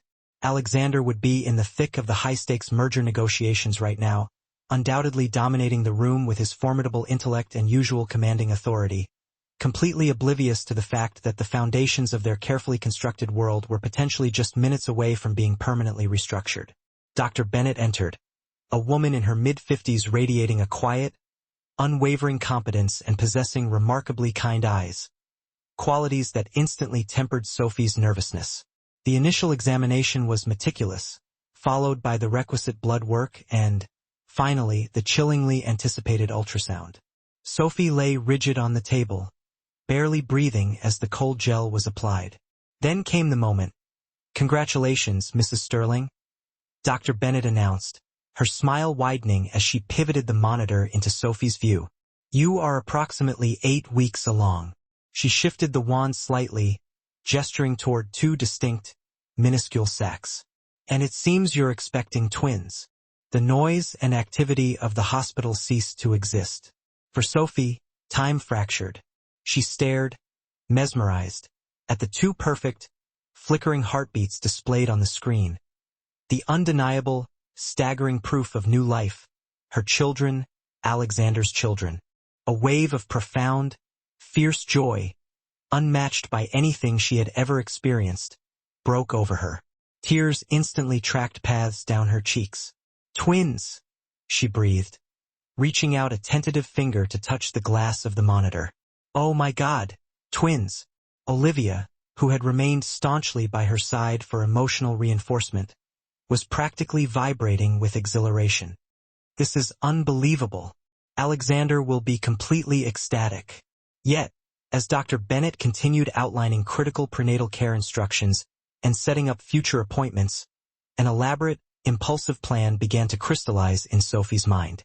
Just that morning, Alexander had reminded her about the upcoming Sterling Provisions annual gala, a monumental corporate event, only 3 days away, designed to showcase major company initiatives and celebrate their year's triumphs. What better way to tell him? She murmured, musing the idea aloud to Olivia as they navigated the exit hallway. The timing is flawless. Every important client, every friend, every member of our family will be there. I can orchestrate the most incredible surprise. Are you certain you want to delay? Olivia inquired, a note of careful concern entering her tone. 3 days feels like an eternity to harbor news this massive. It's only 3 days, Sophie insisted firmly, her eyes alight with the vision. And the sight of his face when I announce it in front of everyone who truly matters to us will be worth every second of secrecy. You'll help me plan the reveal, won't you? Olivia reluctantly agreed, but the shadow of hesitation lingered in her features. Just be incredibly careful, Sophie. Information this explosive has a nasty habit of leaking out. Neither friend noticed the sleek figure standing discreetly near the entrance of the hospital coffee shop. Victoria Pierce, the company's head of marketing, stood nursing a lukewarm cup, having been there to visit her mother following a minor surgical procedure. Fate, however, had just delivered her an infinitely more potent stimulant than caffeine. Victoria's deep-seated resentment towards Sophie had festered for months. She had watched with increasing fury as the younger woman, with her seamless blend of innovative strategies and undeniable, genuine charisma, had not only captured the company's professional admiration but had utterly monopolized the CEO's heart. Sophie was now effortlessly inhabiting the glittering life Victoria had meticulously plotted for herself. Wife to Seattle's most powerful bachelor, possessing both significant boardroom clout and undeniable influence in the lucrative charitable circles. As she observed Sophie and Olivia departing, their faces glowing with a secret euphoria, Victoria's calculating mind went into overdrive. Information was the ultimate currency in her world, and she had just accidentally acquired the most valuable secret imaginable.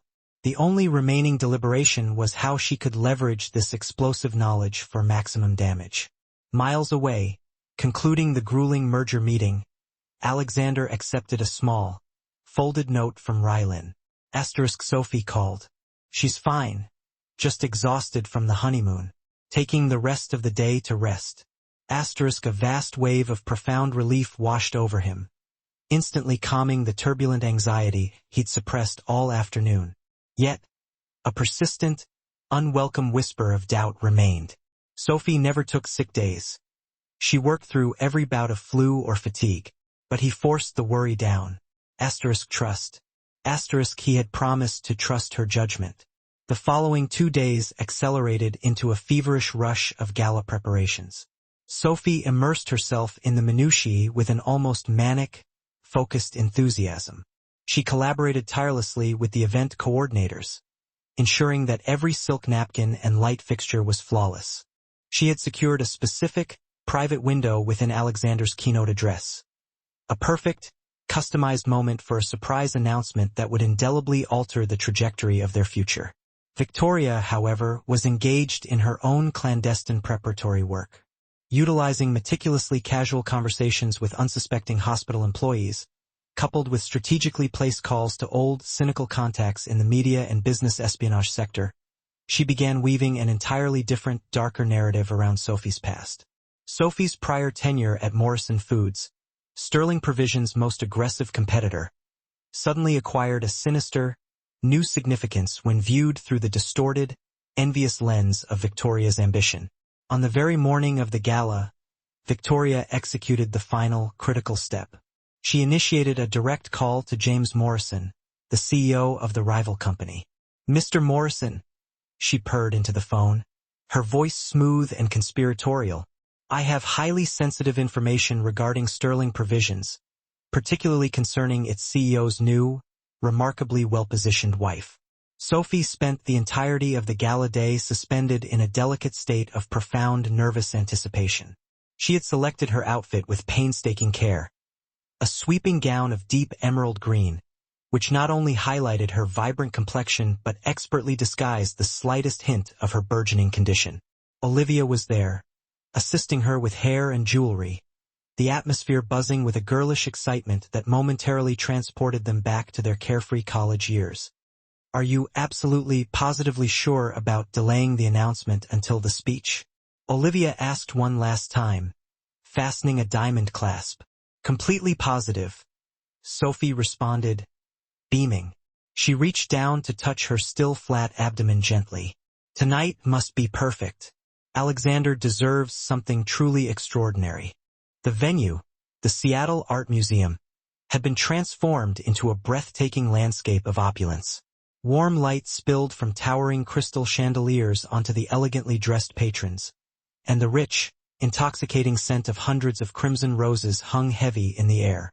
Sophie navigated the glittering crowd with an innate, confident grace, exchanging pleasantries with board members and charitable benefactors, fiercely safeguarding the precious secret she carried. Across the immense marble room, she located Alexander, imposing and effortlessly commanding in his tailored tuxedo, discussing high finance with a cluster of influential investors. Their eyes locked across the space, and she watched as the professional austerity melted away, replaced by the unmistakable softness of profound adoration. He instantly excused himself and strode purposefully to her side. "You look utterly stunning," he murmured against his ear, his lips brushing her cheek. "Are you feeling entirely better?" "Never better," she promised, squeezing his hand, her gaze vibrant. "Tonight is going to be incredibly special." As Alexander ascended the stage to deliver his crucial keynote address, Sophie's heart hammered against her ribs, a drumbeat of anticipation. Her plan was set. At the conclusion of his visionary speech for Sterling Provisions' future, a specifically commissioned slide would appear. A glowing ultrasound image overlaid with the stark, joyful text, "Baby Sterling coming soon, X2.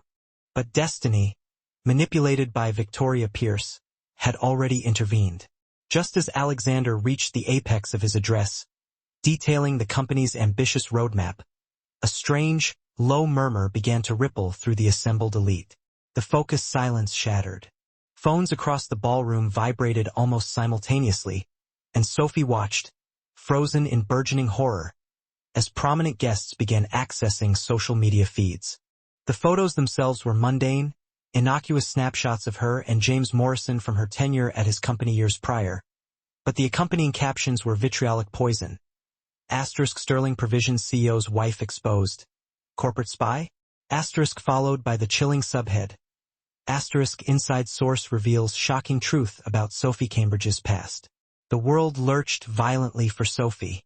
She watched in paralyzing slow motion as Alexander's composure fractured. His eyes found hers across the stunned, silent throng, and the brilliant, loving light she cherished was extinguished, replaced by a cold, searing fire. Unadulterated betrayal. The planned, perfect announcement of their joy dissolved, tasting like ash in her mouth. Alexander descended from the stage, his every stride radiating a deadly, controlled fury, the elegant crowd parting for him like a turbulent sea. Whispers and the clicking of cameras followed his wake. "Alexander, wait!" Sophie lunged forward, reaching for him. "I can explain everything." The sheer, devastating coldness in his gaze halted her movement instantly. "Explain what?" he demanded, his voice dangerously low, stripped of all warmth. "How long you've been funneling confidential data to Morrison?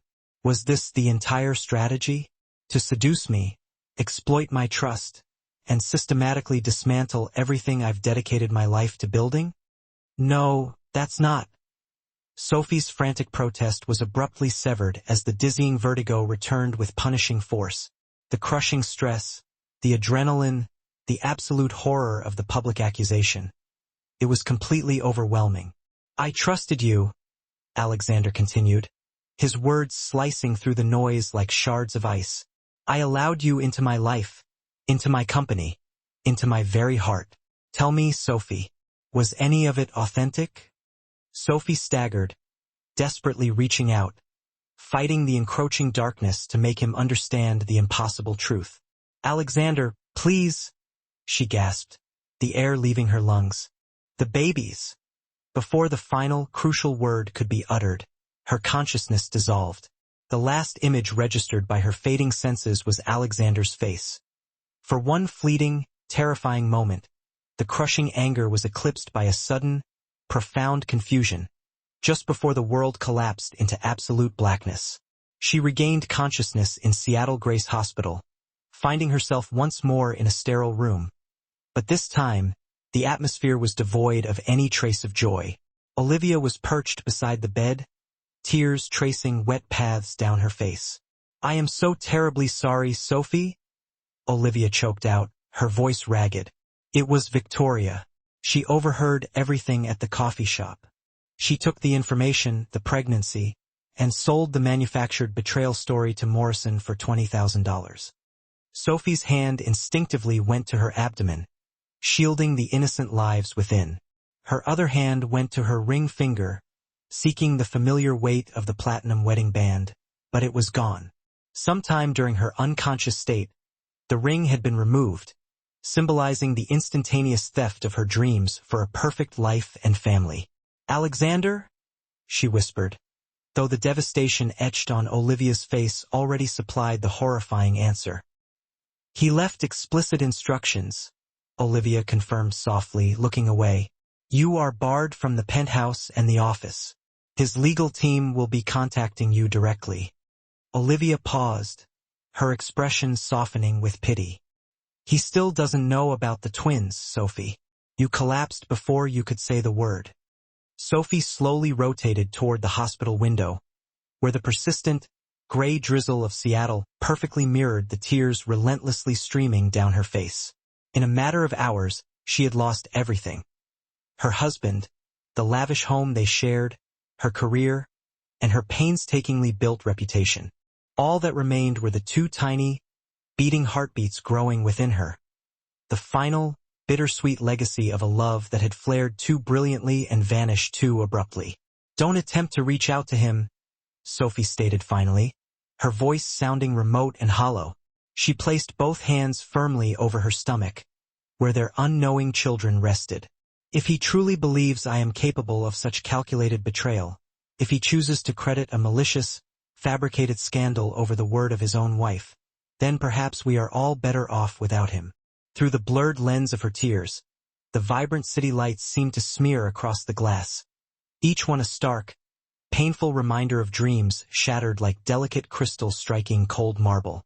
She pictured Alexander, somewhere out there, efficiently managing the crisis, probably collaborating with his PR team on ruthless damage control strategies. The role he performed with mechanical brilliance.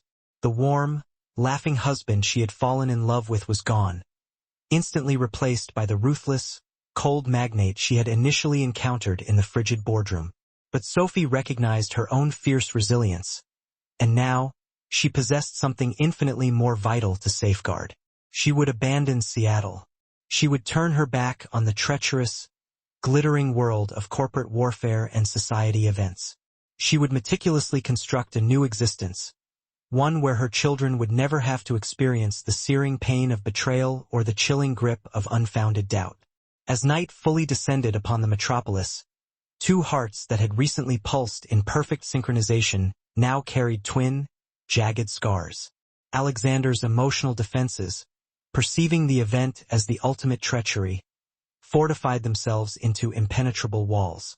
Sophie's heart, though wounded, remained defiantly open, forced into a powerful new strength, not merely for herself, but for the two innocent lives she cherished. Lives that would forever tie them together, a bond he remained tragically ignorant of. The rain persisted, relentlessly washing away the last vestiges of their short-lived, perfect paradise, leaving behind only the haunting specters of what might have been and the fragile, distant promise of an uncertain future. Chapter 6. Shattered Dreams and Silent Truths. The relentless, icy drumming of rain against the floor-to-ceiling windows of Alexander's penthouse office provided a brutal soundtrack, perfectly mirroring the tempestuous darkness of his mood. 3 agonizing days had crawled by since the gala, since the catastrophic public implosion that had buried his world beneath an avalanche of purported betrayal and exposed secrets. The financial and societal fallout was immediate and vicious. Morning papers were strewn across the glass desk, every headline striking like a fresh, poisoned barb. Asterisk Sterling Provisions stock drops amid corporate espionage scandal. Asterisk Society's perfect couple. a facade of lies. Sophie Cambridge. Double agent or wronged wife. That final, ambiguous headline sent a wave of uncontrollable, destructive rage through him. He seized the heavy porcelain coffee mug and hurled it against the opposite wall. The explosive crash of shattering ceramic provided a momentary, chillingly satisfying release. Rylin appeared instantly, moving with her characteristic ghostly silence. Equipped with a clean towel and a new cup of coffee, her professional efficiency tempered by clear concern. "The board is assembled, Mr. Sterling," she informed him, her voice low. "And your legal counsel confirms the divorce papers are finalized and waiting." Alexander simply offered a grim nod, his hands slightly trembling as he adjusted the knot of his expensive tie. The man staring back at him from the window's reflection was unrecognizable. A stranger with eyes hardened to granite, a mouth set in a permanent, unforgiving line. Every luminous trace of the happiness he had briefly tasted on his honeymoon had been clinically excised. In the tense silence of the boardroom, Marcus Chan observed his friend and CEO with profound apprehension. The Alexander who had returned from Santorini vibrant with dreams and ambitious plans had been utterly annihilated, replaced by an individual colder and more formidable than Marcus had ever witnessed. Even while reviewing crucial quarterly projections, Alexander's attention seemed miles away, his responses purely mechanical. "And concerning the Children's Foundation?" Marcus ventured cautiously, referencing the ambitious philanthropic initiative Sophie had been spearheading. "Ms. Cambridge no longer maintains any affiliation with Sterling Provisions, nor any of its charitable endeavors," Alexander interrupted sharply, his tone arctic and absolute. "Reassign all her projects. Ensure her access to every company system is revoked immediately." Marcus exchanged a troubled glance with Rylin, who stood impassively in her usual corner recording the proceedings. They both vividly recalled the Alexander before Sophie. Fiercely driven, immensely successful, but ultimately solitary and emotionally distant. Now he was rapidly deteriorating into something far worse. Truly bitter. Meanwhile, across the turbulent city, in a private suite at Seattle Grace Hospital, Sophie was wrestling with her own devastating reality. Dr. Bennett, deeply concerned about the acute stress affecting the delicate state of her pregnancy, had mandated she remain under strict observation. "Your blood pressure remains elevated," the doctor noted gently, scanning the charts. "You require absolute rest, tranquility, and unwavering support. Do you have a safe destination for when we discharge you?" Sophie involuntarily recalled the opulent penthouse that had been her home, the magnificent life she and Alexander had woven together, all reduced to dust and ashes by malice and profound misunderstanding. "My grandmother, Elianina, lives in Pine Valley," she replied quietly, focusing on the future. "It's a tiny mountain town, maybe 3 hours' drive from here." Dr. Bennett's kind face relaxed into a reassuring smile. "That sounds absolutely ideal. Clean mountain air, peace, and quiet. Precisely what you and these little ones need." Olivia arrived that afternoon carrying a single, meager suitcase containing the few personal belongings she had managed to gather from the penthouse before Alexander's security detail had rigidly ushered her out. "I am so incredibly sorry, Sophie," Olivia whispered, holding her friend tightly. "This is my fault. If I hadn't been so careless, so excited at the hospital." "No," Sophie cut her off, her voice firm. "Victoria made a choice rooted in pure malice. She sold me out to Morrison. That is the only truth." She rested her hand on her abdomen, where the babies grew, utterly shielded from the surrounding chaos. "I only have one objective now. Focus on what truly matters." Later that night, finding sleep impossible on the unforgiving hospital mattress, Sophie gazed out at the intricate tapestry of the city lights below. She knew, without doubt, that Alexander was out there somewhere, likely working late as always, desperately trying to bury himself in his fortress of numbers and ruthless acquisitions. Did he feel her absence? Did he lie awake, too, haunted by the memories of their happiness? She vividly recalled their final private morning, the tender goodbye kiss before the gala, his casual promise for an impromptu weekend escape. The speed of their disintegration defied comprehension. Alexander was, in fact, wide awake. He stood motionless in what had been their shared bedroom, suffocated by the heavy silence. Sophie's distinctive scent, jasmine mingled with something uniquely her own and intoxicating, still faintly clung to her pillow. Her carefully curated collection of first editions still filled the shelves. Her favorite cashmere throw remained draped across the windowside reading chair. Every single object served as a lacerating reminder of what he had lost, or, perhaps more painfully, what had never been truly his to begin with. He picked up a framed photograph from their Santorini honeymoon, both of them captured in a moment of unrestrained laughter on a sun-drenched beach, radiating love and heartbreakingly foolish trust. The frame flew across the room, striking the pristine wall with a deafening crash. The sound of splintering glass momentarily deafened him. Was any of it real? He grated into the empty apartment, his voice thick with self-loathing. Or was I merely another professional acquisition target? Morning offered no respite to either of them. While Sophie completed her preparations for discharge from the hospital, Alexander sat rigidly in his office, subjecting the dossier Victoria had supplied to cold scrutiny. It contained dozens of photos of Sophie meeting with James Morrison, time-stamped emails that appeared damning when lifted out of context, and meeting records that collectively suggested a deliberate, patient campaign of corporate infiltration. The evidence was damning, yet a minute detail snagged at the edge of his razor-sharp professional mind. Something that didn't align. In one photo, Sophie was captured mid-laughter, her head thrown back in that completely unguarded way that always seized his breath.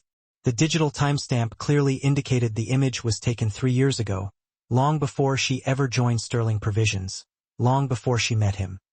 "Rylin," he commanded, his voice raw with sudden, urgent doubt. "Pull absolutely everything we possess on Sophie's employment history at Morrison Foods. I want every detail." His assistant hesitated briefly. "Sir, there is something else you need to be aware of. Miss Pierce." "What about her?" "She has been documented meeting with Morrison's inner circle multiple times over the past several months. Our security team just delivered the surveillance photos this morning." Alexander's world violently lurched again. But this time, the vertigo stemmed not from fury, but from horrifying realization. Was it possible? Had he allowed the poisonous residue of his old fears and ingrained trust issues to blind him to the devastating, simple truth?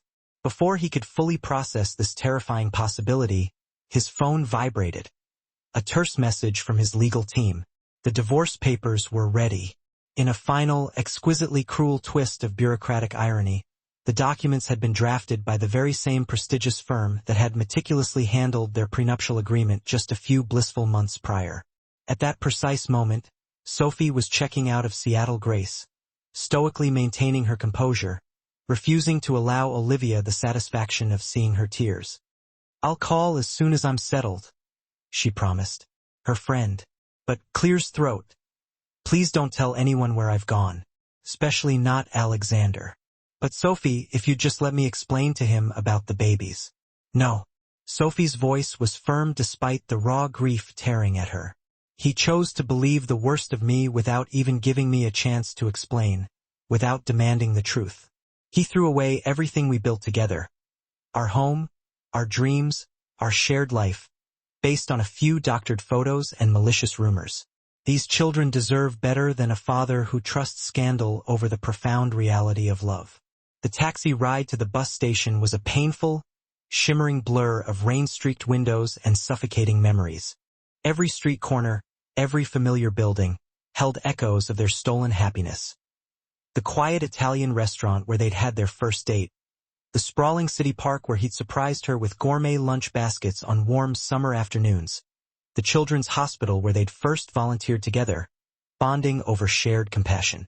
As the intercity bus pulled away from the glittering, unforgiving lights of Seattle, Sophie allowed herself one last, aching look at the skyline, dominated by the brutalist architecture of the Sterling Provisions Tower. Somewhere high up in that glass and steel monument to Alexander's success and unyielding pride, he was probably signing the papers that would formally end their marriage, never knowing that in doing so, he was also signing away his right to ever know his children. In his meticulously ordered office, 20 floors above the churning street, Alexander's pen hovered, a charged instrument, over the signature line of the final divorce decree. The same confident, steady hand that had so assuredly signed their marriage license now trembled slightly, betraying an internal earthquake. A rapid, painful reel of images flashed through his mind. Sophie's luminous face when he proposed under the ridiculous Christmas lights, the awkward, joyous stumble of their first dance as husband and wife, the quiet, sacred mornings sharing strong coffee and whispered dreams on their penthouse balcony. He remembered with agonizing clarity her collapse at the high-profile gala, the desperate, pleading way she'd reached for him, trying to say something crucial about babies, before consciousness had utterly slipped away.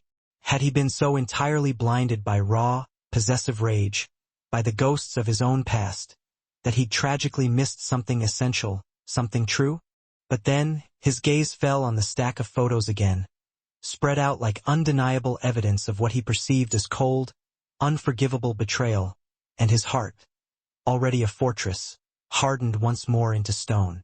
The pen scratched across the heavy paper, the sound sharp and final, like a thin sheet of ice cracking over deep, silent water. That evening, two wounded souls lay awake in utterly different, isolated places. Sophie was on a bus, a rolling cradle, heading relentlessly toward the high mountains and a desperately needed sanctuary. Alexander lay in the glacial silence of his empty penthouse, surrounded by the extravagant trappings of success that, in that moment, meant precisely nothing. Sophie watched the blurry scenery transform outside the rattling bus window, one hand resting protectively over the barely discernible swell of her stomach. "We'll be okay," she whispered, the promise catching in her throat, directed to her unborn children. "We'll build a new life, a good life, safe and warm. And someday when you ask about your father, I'll tell you about the man he was when he knew how to truly love. Not the broken, fearful man who let mistrust destroy everything sacred." In his vast, sterile penthouse, Alexander stood motionless at the floor-to-ceiling window, staring sightlessly at the same distant stars. A heavy glass of amber whiskey sat untouched in his hand, condensation pooling on the polished marble sill. The city spread before him like an infinite, glittering carpet of lights, his undisputed empire of glass and steel. A hollow, poor substitute for the encompassing warmth and genuine light he had known only in Sophie's arms. A distracting notification lit up his phone screen. Another venomous tabloid story, another lurid speculation about their failed, public marriage. He switched the phone off instantly without bothering to read the headline. He was suddenly profoundly tired of the noise, the suffocating scandal, the endless, useless cycle of public accusation and private defense. For a fleeting moment, he allowed himself the unbearable luxury of remembering their last truly happy morning. Sophie in his oversized dress shirt, humming their wedding song while making coffee, her hair delightfully messy from sleep. Had there truly been signs he'd missed? Subtle clues that might have changed everything if he'd only been paying critical attention instead of reacting with prejudice? But such questions were useless now. The papers were signed, the die definitively cast. All that remained was the grim task of rebuilding the emotional walls she'd once, magically, helped him tear down, ensuring they were now higher, thicker, and stronger than ever before. Neither of them slept that night. One was gently rocked by the smooth, steady motion of a bus heading toward a new, unknown life. The other stood sentinel, rigid and broken, over a magnificent city that had abruptly lost all its magic.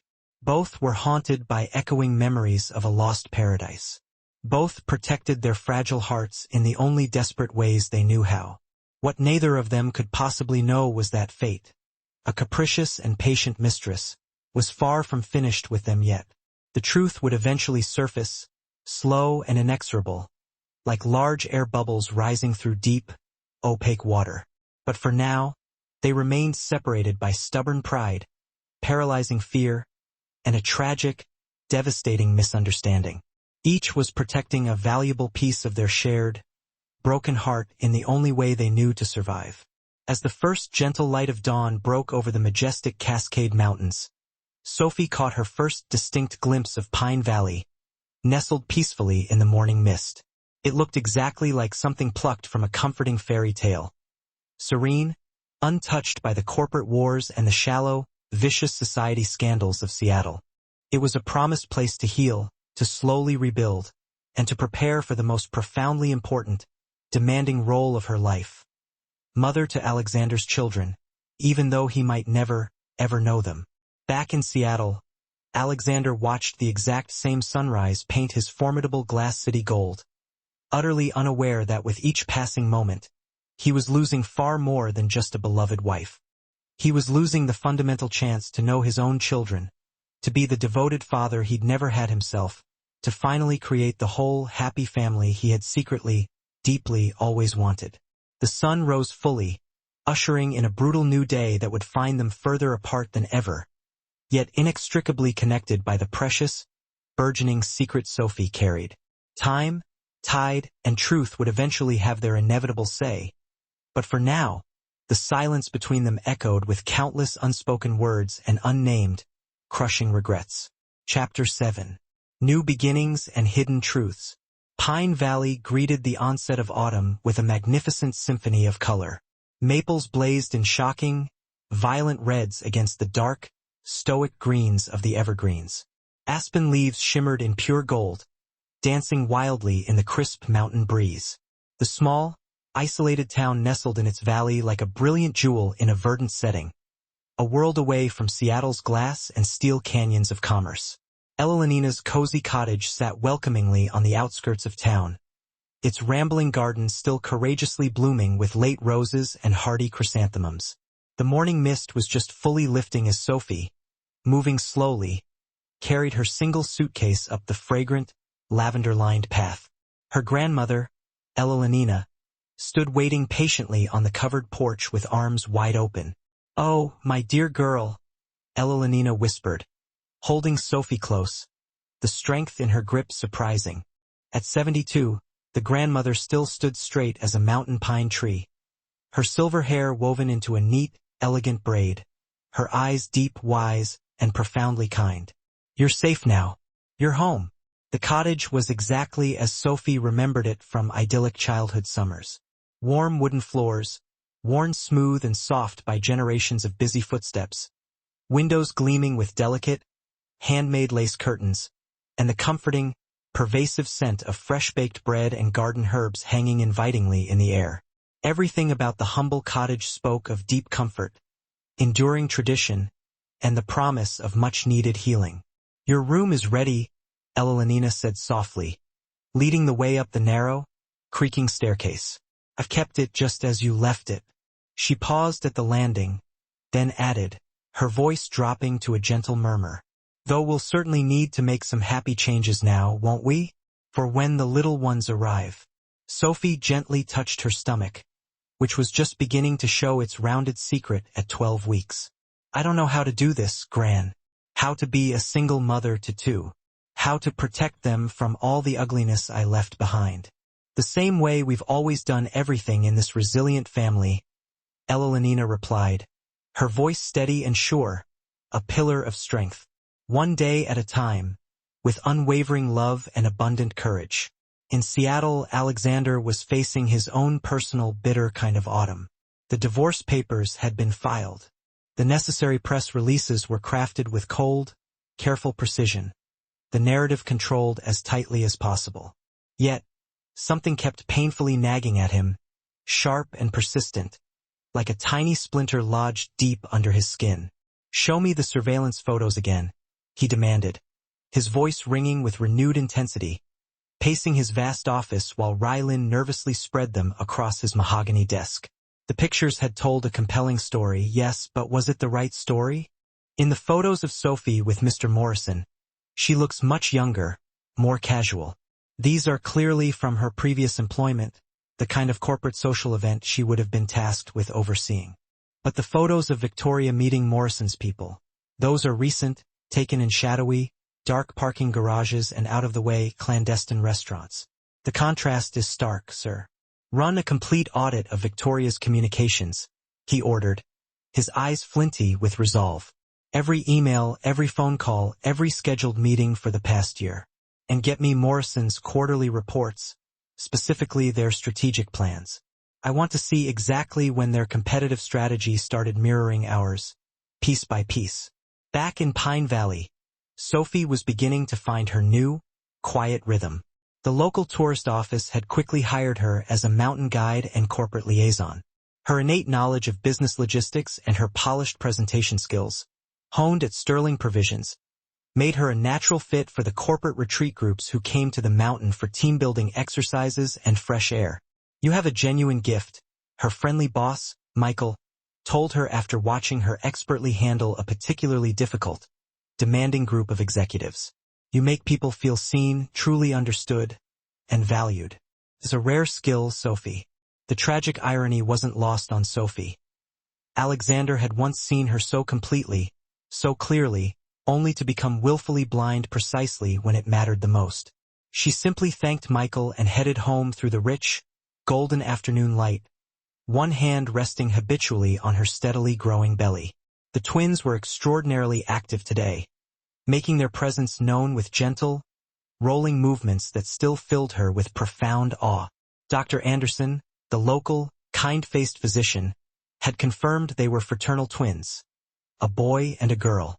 Sophie often found herself softly talking to them as she walked, telling them intimate stories about the mountains, about the shifting tapestry of the seasons, about everything, except their father. Elenina was waiting on the porch when Sophie finally arrived home, a rare, worried look etching her face. "There's been a call," she said quietly, stepping closer. "From Olivia in Seattle. Victoria Pierce has been actively asking questions about you, trying urgently to find out where you've gone." Sophie felt her heart begin to race, her fierce protective instincts flaring instantly. She's done enough damage. What more could she possibly want from me? Perhaps she's beginning to regret her devastating actions, Elenina suggested gently. But Sophie shook her head, a deep cynicism settling over her features. People like Victoria don't experience regret, Gran. They just relentlessly look for new ways to profit from others' pain and misfortune. In his gleaming Seattle penthouse, Alexander stood once again at his window, watching the city lights flicker into life far below. The comprehensive audit of Victoria's activities had already revealed several deeply troubling, calculated patterns. Not only had she been secretly meeting with Morrison's people for months, but there were significant, unexplained deposits in her offshore accounts that coincided suspiciously with major Sterling Provisions announcements. "Sir." Raylan's voice was carefully measured, almost hesitant, as she entered the office with another imposing stack of reports. "We found something else. The original photos of Sophie with Morrison, they've been digitally altered. The timestamps were purposefully changed." Alexander felt the smooth, solid floor abruptly shift underneath his feet. "What?" "Our tech team compared them to the clean originals we reluctantly obtained from Morrison Foods archives. The photos were actually taken during a company picnic 3 years ago, long before MS Cambridge ever joined Sterling Provisions. Victoria had them painstakingly modified to appear current, as proof of an ongoing affair." The elegant whiskey glass in Alexander's hand shattered violently, the amber liquid mixing instantly with blood where the broken glass had deeply sliced his palm. But he barely registered the pain. All he could think about now was Sophie's innocent, shocked face at the gala. The way she had reached out, desperately trying to tell him something vital before her world had gone dark. "Find her," he ordered, his voice raw, tearing through the office like a desperate roar. "Whatever it takes, find Sophie." But Sophie had vanished, disappeared as completely and cleanly as the morning mist in the unrelenting mountain sun. Pine Valley protected its own, and any inquisitive newcomers, investigators or others, trying to ask searching questions about the quiet young woman who led hiking tours were met with polite, but unshakable, firm silence. As autumn deepened its colors and morphed into the pristine silence of winter, Sophie's belly grew along with her internal confidence. The cottage's small second bedroom was lovingly transformed into a cozy nursery. Elenina's skilled, loving hands turned carefully selected second-hand furniture into unique treasures with cheerful paint and devoted labor. The walls bloomed with hand-painted murals of mountains and tranquil forests, creating a peaceful, grounding scene for the babies to wake up to. "Tell me about their father," Elenina said one quiet evening as they sat by the crackling fire, diligently working on tiny knitted sweaters. "Not the broken man who wrongly sent you away, my dear, but the man you undeniably fell in love with." Sophie's hand stilled on her knitting needles, the memory both precious and acutely painful. "He was different when he let his formidable guard down. Funny, in a quiet, unexpected way. Brilliant, yes, but also unexpectedly kind when he allowed himself to be vulnerable. He played the piano late at night when he couldn't sleep. I thought I didn't know he did that, but I always listened. He had this unique laugh that made you feel like you'd won a monumental prize just by causing it. And he never knew about the babies. I tried to tell him that night at the gala. I swear I did. But he was so angry, so ready, so unforgivingly prepared to believe the worst possible version of me." Sophie wiped away the sudden tears with the back of her hand, smudging the yarn. "These children will never know that version of their father. They'll never hear his quiet laugh or feel his deep love. And that, Gran, is tragically his choice." But even as she spoke the final, decisive words, one of the twins kicked strongly, a sharp, emphatic movement, as if loudly protesting her harsh verdict. Sophie rubbed her belly, soothing them both. "It's okay, little ones. We have everything we need right here." In Seattle, Alexander's intensive investigation into Victoria's years of manipulative activities had opened a devastating Pandora's box of deception and fraud. The overwhelming evidence was mounting, not of Sophie's betrayal, but of Victoria's calculated, surgical destruction of their marriage and his company's competitive edge. "She's been selling sensitive information to Morrison for years," Marcus reported grimly, laying out the irrefutable proof. The photos of Sophie were simply her malicious insurance policy, a fallback in case anyone got too close to discovering her larger, deeper truth. Alexander stood immobile at his office window, watching the first hesitant snow begin to fall over the glittering city. "I drove her away, Marcus. I didn't even give her a single chance to explain the truth. I let my past traumas, my own debilitating trust issues, blind me completely to what was right and good in front of me." "She's out there somewhere," Marcus said quietly, his voice full of sympathy. "The Sophie you fell in love with. The one who saw past your impenetrable walls. She's out there, yes. But where?" Alexander had hired the absolute best private investigators money could secure. He had relentlessly searched every conceivable lead, yet still found nothing tangible. It was as if Sophie had genuinely vanished into thin air, taking with her any fragile chance of his redemption. In Pine Valley, heavy, wet snow blanketed the mountains in a pristine, blinding white. Sophie stood momentarily on Elenina's porch, watching the flakes dance hypnotically in the light of the setting sun. At 7 months pregnant, she had to wade carefully through the deepening snow, but she cherished these quiet, suspended moments when the world seemed to hold its breath just for them. The babies were especially active in the evenings, their synchronized movements a constant, fierce reminder of the miracle growing rapidly inside her. Sometimes, in the deepest, most vulnerable part of the night, she would find herself secretly wondering if Alexander would have been happy about the twins. Would he have played the piano exclusively for them, as he used to play for her? Would he have read them quiet, fanciful stories in that gentle, low voice he used only in their most private moments? But then she would remember his face at the gala, the paralyzing cold fury in his eyes, the unforgivable speed with which he had been ready to believe the worst thing possible about her. No, she decided again and again, reinforcing the barrier. Her children deserved better than a father who could so casually throw away genuine, true love. The Winter Festival was fast approaching, Pine Valley's biggest, most important event of the entire year. Sophie had been asked to help meticulously coordinate the cultural activities. Her high-level experience with the Sterling Provisions galas, surprisingly, proving invaluable on a much smaller, local scale. "You've brought new life to this town," Michael told her warmly as they reviewed the final festival plans. "Not just with the babies coming, but with your innovative ideas, your energy, your enthusiasm. Pine Valley desperately needed someone like you.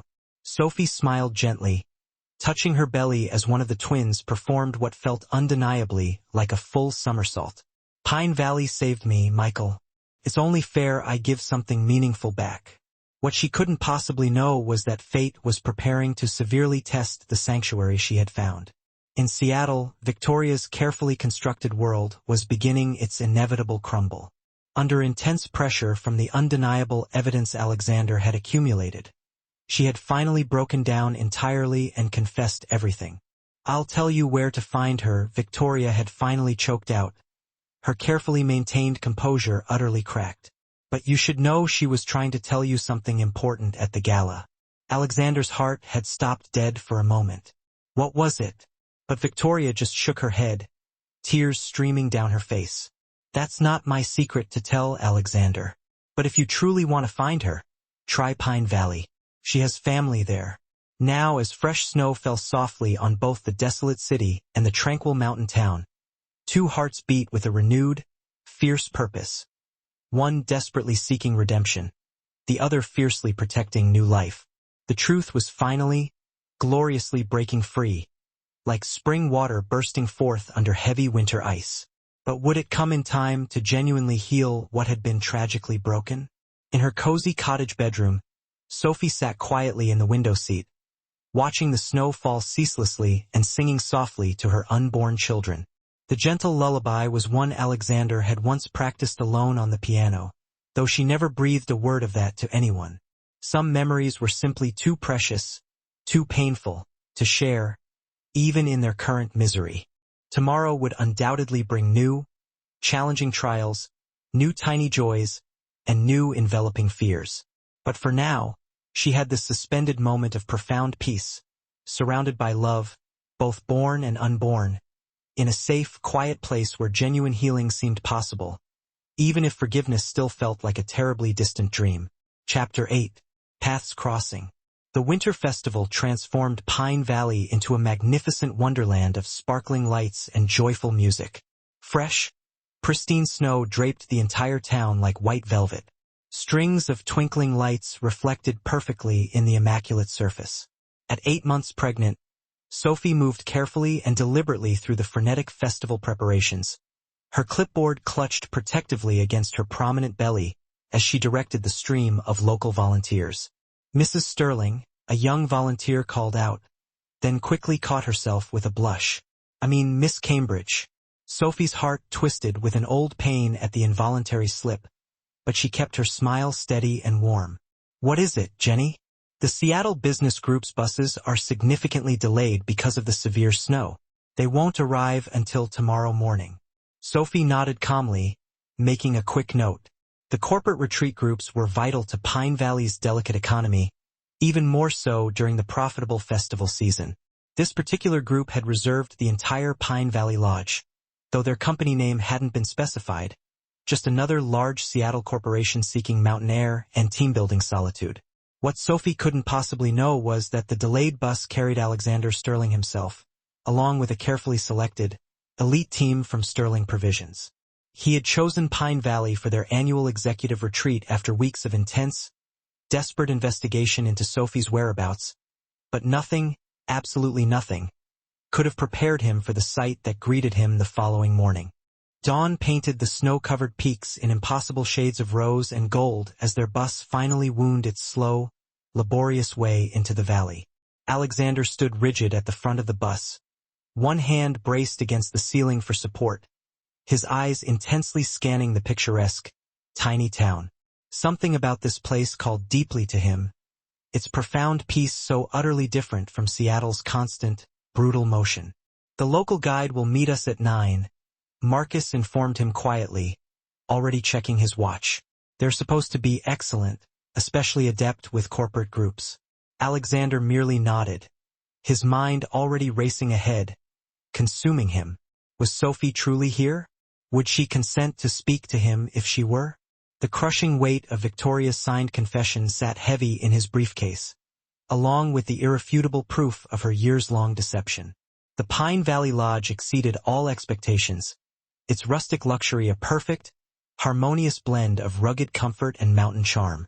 Alexander found himself instantly drawn to the massive, imposing stone fireplace in the lobby, where a well-loved, slightly antique upright piano sat waiting patiently for skilled hands.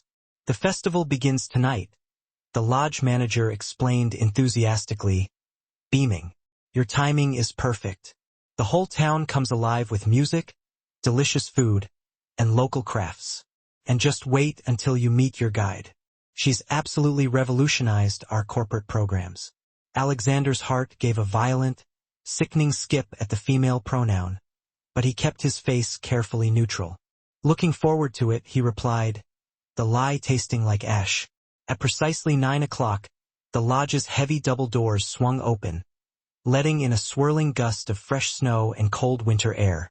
Alexander turned slowly, and the entire world abruptly stopped turning on its axis.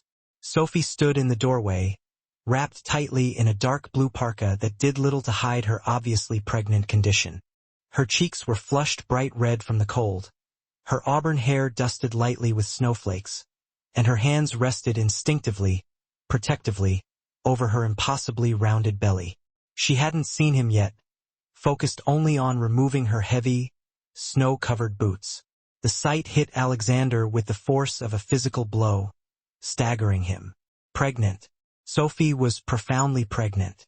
His mind raced back violently to the gala, to her tragic collapse, to the few heartbreaking words she tried to say about babies. The room swam around him in a terrifying blur as the total realization, the magnitude of what he had thrown away, crashed mercilessly through his carefully constructed walls. Before he could move, before he could utter a single shaky word, Sophie looked up. Their eyes met, instantly locking across the wide, opulent lobby, and time seemed to completely freeze. All the color instantly drained from her face, her hand gripping the rough wooden doorframe desperately for support. I need to," she stammered, her voice thin and panicked. Then she abruptly turned and fled blindly into the snowy morning. Alexander started to move, a desperate, clumsy step to follow her, but Marcus caught his arm in a firm, restraining grip. "Give her a minute," his friend advised softly, his voice full of understanding. "This is a shock for both of you, Alexander." Minutes later, Michael, the tourism office director, arrived, looking profusely apologetic. "I am so terribly sorry, but Miss Cambridge has taken suddenly ill. I will be your guide today instead, Mr. Sterling." The long day passed for Alexander in a frustrating, agonized blur. While Michael expertly led the group through rigorous team-building exercises, Alexander's mind was utterly consumed with the indelible image of Sophie, carrying the undeniable, tangible evidence of the future he had ruthlessly thrown away.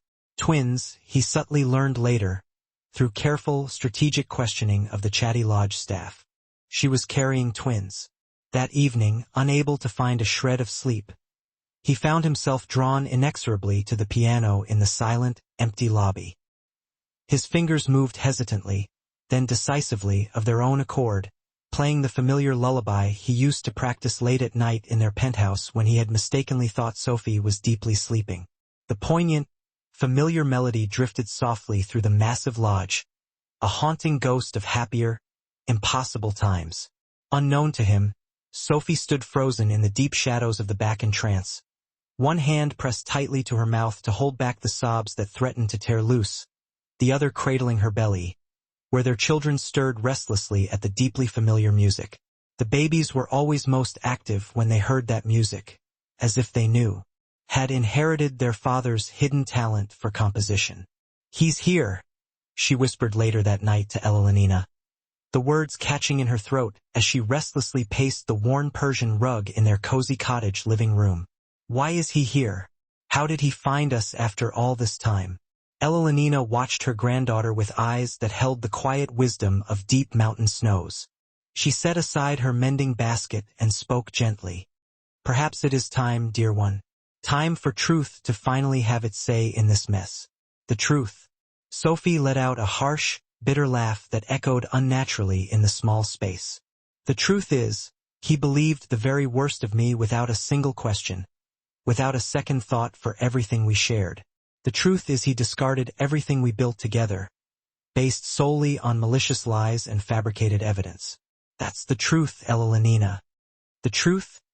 Elenina interrupted, her voice a soft but firm anchor, is that you are both profoundly hurting, and more importantly, these precious babies deserve to know both sides of their story before they arrive. The next morning, a fresh, deep blanket of pristine snow covered Pine Valley, muffling the sounds of the town and softening every sharp edge into a dreamlike landscape. Alexander stood motionless on the lodge's wraparound porch, watching the sun crest the peaks of the surrounding mountains.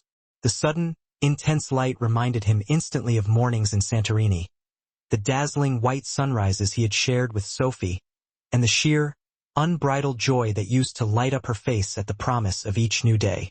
A flash of movement caught his peripheral vision. It was Sophie, making her way carefully along the narrow, shoveled path toward the bustling festival grounds. She wore a different parka today, one the color of dark emerald standing out vividly against the clean snow, and even from this painful distance, he could see the deliberate, protective way she cradled her swollen belly, shielding their children. Their children's star. The realization slammed into him again with devastating, fresh force, stealing his breath. He hadn't just lost his wife. He had annihilated his only chance to be a father. All because he had allowed old, toxic fears and deeply ingrained trust issues to blind him to the one thing that truly mattered in the world. Without any conscious decision, his feet simply began moving, tracing her path through the quiet, waking town. Sophie navigated the path with practiced, weary ease despite her advanced condition, offering genuine smiles and greeting townsfolk by name, even stopping briefly to admire the clumsy but earnest snow sculptures made by the local children. This was her sanctuary now. He realized, with a stinging clarity, that she had systematically built a thriving new life for herself while he had been drowning alone in a self-inflicted sea of bitterness and paralyzing regret back in Seattle. The festival grounds were starting to come alive with the hectic energy of early morning preparations. Alexander took cover behind a large, rustic craft stall, observing Sophie from the shadows. She was directing volunteers with confident, flowing gestures, her natural, effortless leadership evident in every instruction. She was fundamentally different here, more relaxed, more authentically herself than she had ever appeared navigating the sterile, cutthroat halls of Seattle's corporate world. "She's truly a blessing to this town, Mr. Sterling," a calm voice stated beside him. He turned abruptly to find an elderly woman watching him with quiet, unnerving, knowing eyes. Elenina, Sophie's grandmother. He recognized her from the few cherished photos Sophie had once shared. "Mrs. Harrison," he acknowledged quietly, the name feeling inadequate. "You have hurt her deeply, Alexander Sterling," Elenina said without any polite preamble, her gaze steady and unwavering. "But I think perhaps you are hurting too, though you hide it better. I was catastrophically wrong," he admitted, the words escaping his throat rough and strained. "I let fear and those old wounds blind me to what was manifestly real." Victoria Pierce confessed everything. The doctored photos, the creation of fake evidence, her years of systematically selling corporate information to Morrison. "But by the time I finally learned the truth, fully understood the scope of the destruction." He trailed off, the silence heavy. By then, Sophie was already gone. Elenina nodded slowly, her expression sympathetic but resolute. "And now she has two precious reasons to protect her heart from ever breaking again." "Twins," Alexander whispered, the word a raw, painful sound. "I'm going to be a father, and I've already failed them before they even took their first breath." Elenina studied him for a long, appraising moment, her scrutiny intense. "Perhaps, but failure is never always final, Mr. Sterling. Not unless we consciously choose to make it so." Before he could respond to this measured hope, a sudden commotion arose from the center of the festival grounds. Sophie had slipped precariously on a hidden patch of treacherous ice. Although she managed to catch herself and didn't fall completely, the near miss clearly shook her to the core. Alexander's entire body moved instinctively, surging forward toward her, but Elenina's deceptively strong hand clamped down firmly on his arm, stopping him mid-stride. Not yet, she said firmly, her eyes holding his captive. She needs to hear the truth first. All of it, including the real reason why you are truly here in Pine Valley. Alexander watched helplessly as Michael and another guide rushed to assist Sophie, helping her gingerly to a nearby snow-dusted bench. Her hands were pressed tightly to her belly, her face drawn and pale with residual shock. The truth, he repeated softly, the sound of his own voice distant. I owe her that much, but will she even listen to me? Leave that part to me. Elenina smiled, a slight, enigmatic curve of her lips. Come to the cottage tonight after the festival closes. It is the yellow one at the very end of Maple Street, the one with the climbing night-blooming jasmine by the porch, even in the snow. As Elenina walked away with the silent dignity of a queen, Alexander turned back to watch Sophie. She had recovered her composure quickly and was already, with quiet determination, directing the continuation of the festival preparations. She was so incredibly strong, his Sophie, strong enough to build a new life from ash, strong enough to instinctively protect their children, strong enough to thrive despite every agonizing betrayal he had put her through. The day passed with an agonizing slowness, each minute stretching into an hour. Alexander moved through the motions of the corporate retreat activities like a poorly programmed automaton, his mind constantly aware of Sophie's presence somewhere out on the festival grounds. She was meticulously careful to maintain her distance from the lodge, delegating other guides to work directly with his corporate group. As the cold evening approached, the festival lights flickered on, instantly transforming Pine Valley into an enchanted scene of crystallized snow and soft starlight. Alexander watched intently from the lodge porch as Sophie finally began making her way home, her figure a distinct silhouette against the white snow until she rounded a distant corner and vanished. In the cottage, Sophie sat tightly curled up in her favorite, deep window seat, watching the multitude of festival lights twinkle hypnotically in the distance. The babies were unusually restless tonight, perhaps sensing the deep turmoil that had settled over their mother's heart. Are you absolutely sure about this? She asked Elenina for what felt like the 10th time, her voice tight with apprehension. Having him here, listening to whatever hollow justification he's meticulously prepared. My dear, Elenina replied patiently, gently stirring the kettle on the stove. Sometimes the most painful truths are precisely the ones we need to hear the most to truly move forward. And those little ones deserve to know their whole story, not just the painful, broken parts.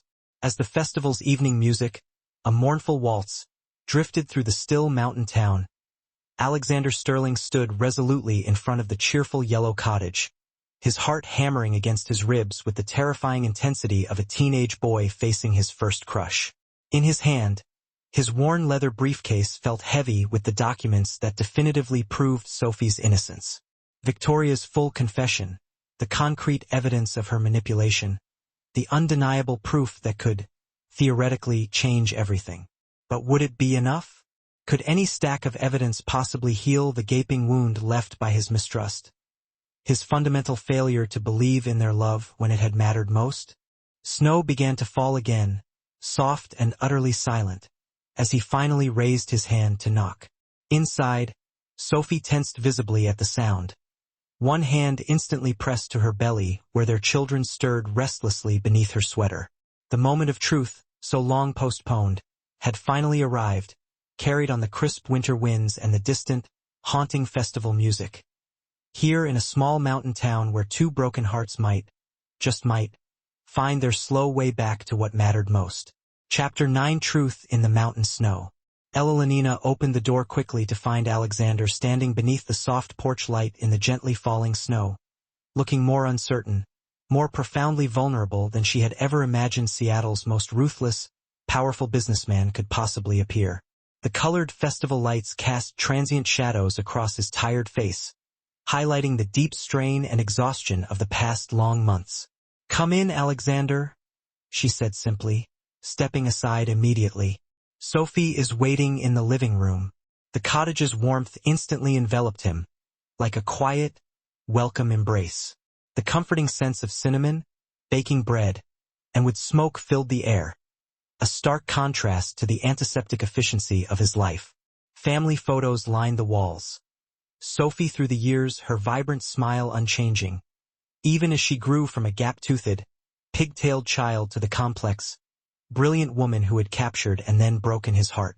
More recent photos showed the steady progression of her pregnancy, each picture a stark, aching reminder of the life moments he had selfishly missed. Sophie stood up slowly as he entered the room, one hand braced on the sturdy window seat for support, the other protectively cradling her massive belly. The oversized, cable-knit sweater she wore did nothing to conceal her condition, and Alexander felt a sharp, painful constriction in his heart at the sight. She was impossibly more beautiful than ever, the glow of pregnancy transcending the gravity of their circumstances. "I will make some tea," Elenina announced discreetly, tactfully retreating to the relative safety of the kitchen. The sound of clinking china provided a gentle, necessary counterpoint to the soft crackling of the fireplace. For a long, excruciating moment, neither of them spoke. The crushing weight of unspoken words, of months of agonizing separation and shared pain, filled the space between them like suffocating, invisible walls.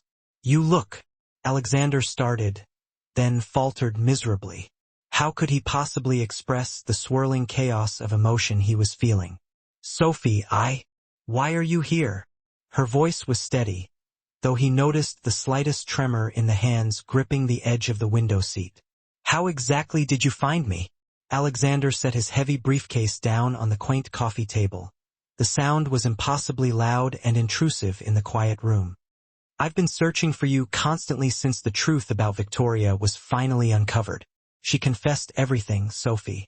The altered photos, the completely fake evidence, her years of selling classified information to Morrison. It was all a calculated lie from start to finish. Sophie's subsequent laugh held absolutely no humor, just sharp, wounding irony. "And you needed her confession to finally believe that? The man I married, the man I loved with everything I had, he should have inherently known better. He should have fundamentally trusted me." "You're right," he managed, the words rough with powerful emotion and self-loathing. "I allowed my past, my deeply rooted trust issues, to blind me to what was manifestly real.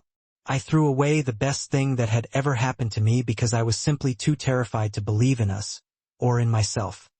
It's not that simple anymore, Alexander." Sophie's hands moved protectively over her belly as one of the twins delivered a sharp, unexpected kick. "You didn't just hurt me, you hurt them too." Alexander took a hesitant step forward, then stopped immediately as she tensed, ready to flee. "Twins," he whispered, the realization finally solidifying into truth. "At the gala, that's what you were desperately trying to tell me, before I threw you out without letting you explain." "Yes." The bitterness in her voice cut like a sliver of glass. "Before you chose to believe the worst, most convenient lies about me. Before you let your precious empire matter infinitely more than the love we shared." "I was wrong," he said simply, his head bowed. "I have never been more wrong about anything in my entire life." When Victoria finally confessed, when I fully realized the scope of what I had done to you and us. He ran a shaking hand through his hair, the melting snow mixing seamlessly with unshed, hot tears. "I've spent every waking day since then looking for you, desperately hoping I wasn't already too late to begin making things right."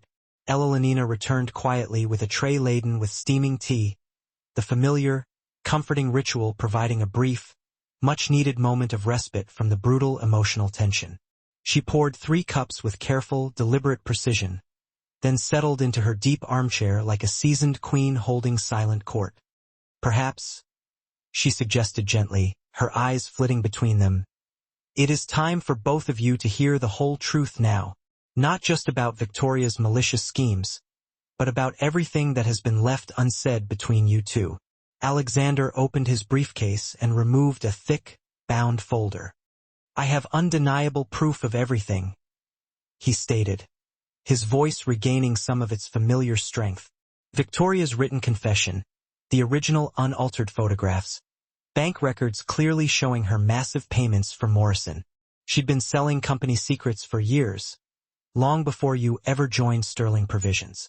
When she realized we were inevitably getting close to discovering her long-term betrayal, she created this elaborate, horrific scheme just to discredit you.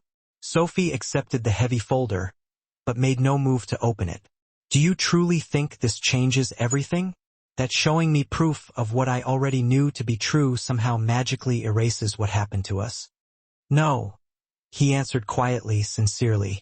Nothing I do can ever erase the colossal mistake I made. But you deserve to know the entire, complex story, even if you can never bring yourself to forgive me. As he spoke, one of the twins kicked strongly enough to make Sophie gasp, her hand flying instinctively to her side. Alexander moved without thinking, instantly toward her, stopping himself just inches short of touching her. Are they? He hesitated, his voice thick and suddenly choked with emotion. Are they healthy? Something tender in his tone made Sophie soften slightly, the hard shell cracking just a bit. Yes, a boy and a girl. They're very active, especially when they hear music. Just like their father. The simple, unconditional acknowledgement of his paternity brought immediate tears to Alexander's eyes. I've missed so much already. Their first movements, the ultrasounds, preparing for their arrival. You chose to miss it, Sophie reminded him, but her voice now held more overwhelming sadness than biting anger. You chose to believe I could betray you, that everything we built together meant absolutely nothing to me. I was terrified, he admitted, sinking heavily onto the sofa opposite her. Not of the betrayal. Not really. I was afraid of how deeply I loved you, of how completely you had managed to change my meticulously controlled world. When those photos appeared, it was as if every fear I'd ever had about intimacy came true at once. I retreated instantly behind my walls without stopping to think, to feel, or to remember who you truly were. Elenina watched them both with quiet, knowing eyes. Fear, she said softly, sipping her tea, can make us forget what our hearts know to be true. But love, real, enduring love, deserves a second chance to be properly heard. Sophie moved to settle back into the window seat, her face softly illuminated by the twinkling festival lights outside. I used to watch you at night, she said suddenly, speaking to the distant firelight. When you thought I was asleep, you'd play the grand piano for hours in the dark, working through whatever complex problem was troubling you. The babies respond to that exact same lullaby now. They know their father's music, even though they've never known him. Alexander's breath hitched in his throat. Sophie, I wanted to hate you, she continued, her voice trembling now. When I fled Seattle, when I found the sanctuary, I told myself it was better this way, that the babies and I would be perfectly fine on our own, that they didn't need a father who could throw away true love so easily. She touched her belly as one of the twins delivered another powerful movement. But they know. Somehow they know when you are near. They've been far more active since you arrived here in Pine Valley. He stood up slowly, crossing the room to kneel beside her window seat. May I? He asked softly, his hand hovering hesitantly near her belly.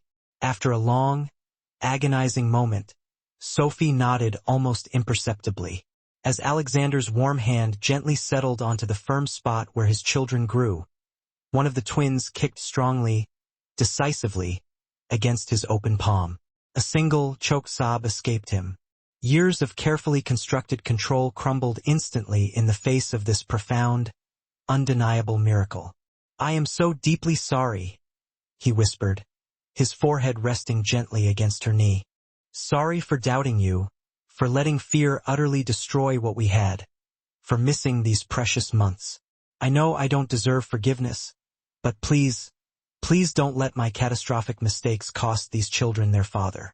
Sophie's hand moved of its own accord to touch his hair, the familiar soft texture bringing back a sudden, overwhelming flood of memories.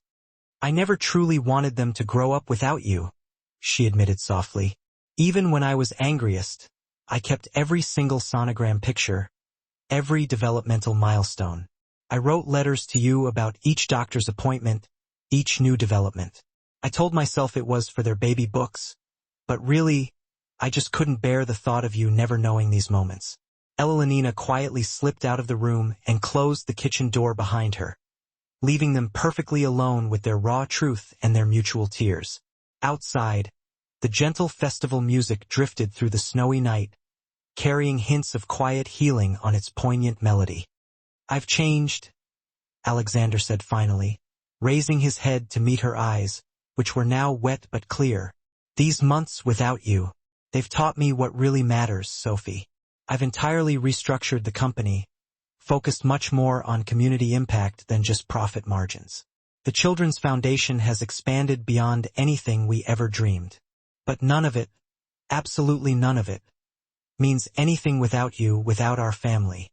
And if something like this happened again, Sophie challenged, needing to test the depth of his commitment. If someone presented you with seemingly concrete evidence, with serious doubts, what would you do? I would remember this exact moment, he answered instantly, without hesitation. I would remember the feel of our children moving beneath my hand. I would remember the look in your eyes when you trusted me enough to share their first kick. I would remember that love, real love, deserves so much more than fear and doubt. As if in powerful response to his words, both twins moved strongly, causing Sophie to laugh softly despite her residual tears. They're usually very quiet this time of night, she said, her voice full of wonder. The high-powered business titan who had arrived with a prestigious corporate retreat group transformed quickly into something entirely different. A quiet man learning to slow down, to appreciate small, profound moments, and to meticulously rebuild what had been broken. He took a premium suite at the lodge, but spent the vast majority of his time at Elenina's cottage, making up for the agonizing lost months with quiet, unwavering dedication. Each morning he arrived exactly on time with a box of fresh pastries from the local bakery, having quickly memorized Sophie's specific pregnancy cravings. Each evening he sat patiently in the living room, listening intently, learning every minute detail of the baby's development that he had missed. Tell me again about their first ultrasound, he asked one snowy evening, his hand resting gently on Sophie's belly as they sat side by side before the flickering hearth. Elenina had tactfully retreated upstairs, leaving them alone for their gentle reconciliation. I was so incredibly nervous, Sophie remembered, covering his large hand with hers. Olivia came with me, but all I could think was how much I desperately wished you were there. Then Dr. Bennett pointed to the screen and said, well, look at that. 2 strong heartbeats. I started weeping right there on the table. I couldn't stop. Alexander's thumb traced slow, careful circles on her stomach, and one of the twins responded with a firm, energetic kick. I'll never forgive myself for missing these pivotal moments. Maybe that's not what matters now, Sophie said softly, turning her head to look at him. Maybe what matters is only the moments we still have ahead of us. Their days fell into a pattern that felt simultaneously both startlingly new and comforting familiar. Alexander had Raylene meticulously restructure his schedule to run Sterling Provisions remotely, focusing only on the most essential decisions. Marcus capably handled the day-to-day operations in Seattle, sending detailed daily reports that increasingly went unread as Alexander found himself far more invested in local, tangible concerns. He joined Sophie's tour groups occasionally, watching with immense pride as she smoothly guided corporate teams through various complex team-building exercises, highlighting her natural ability to instantly connect with people and bring out their absolute best selves. It was precisely that quality that had first drawn him to her years ago, in that sterile, intimidating Seattle boardroom. One afternoon, as the thick snow began falling again, Alexander found himself helping Michael repair the tourism office's ancient, perpetually broken heating system. The Alexander of 6 months prior wouldn't have known which end of a wrench to hold, but Pine Valley was quickly teaching him new, practical skills and entirely new ways of measuring success beyond dollars and market shares.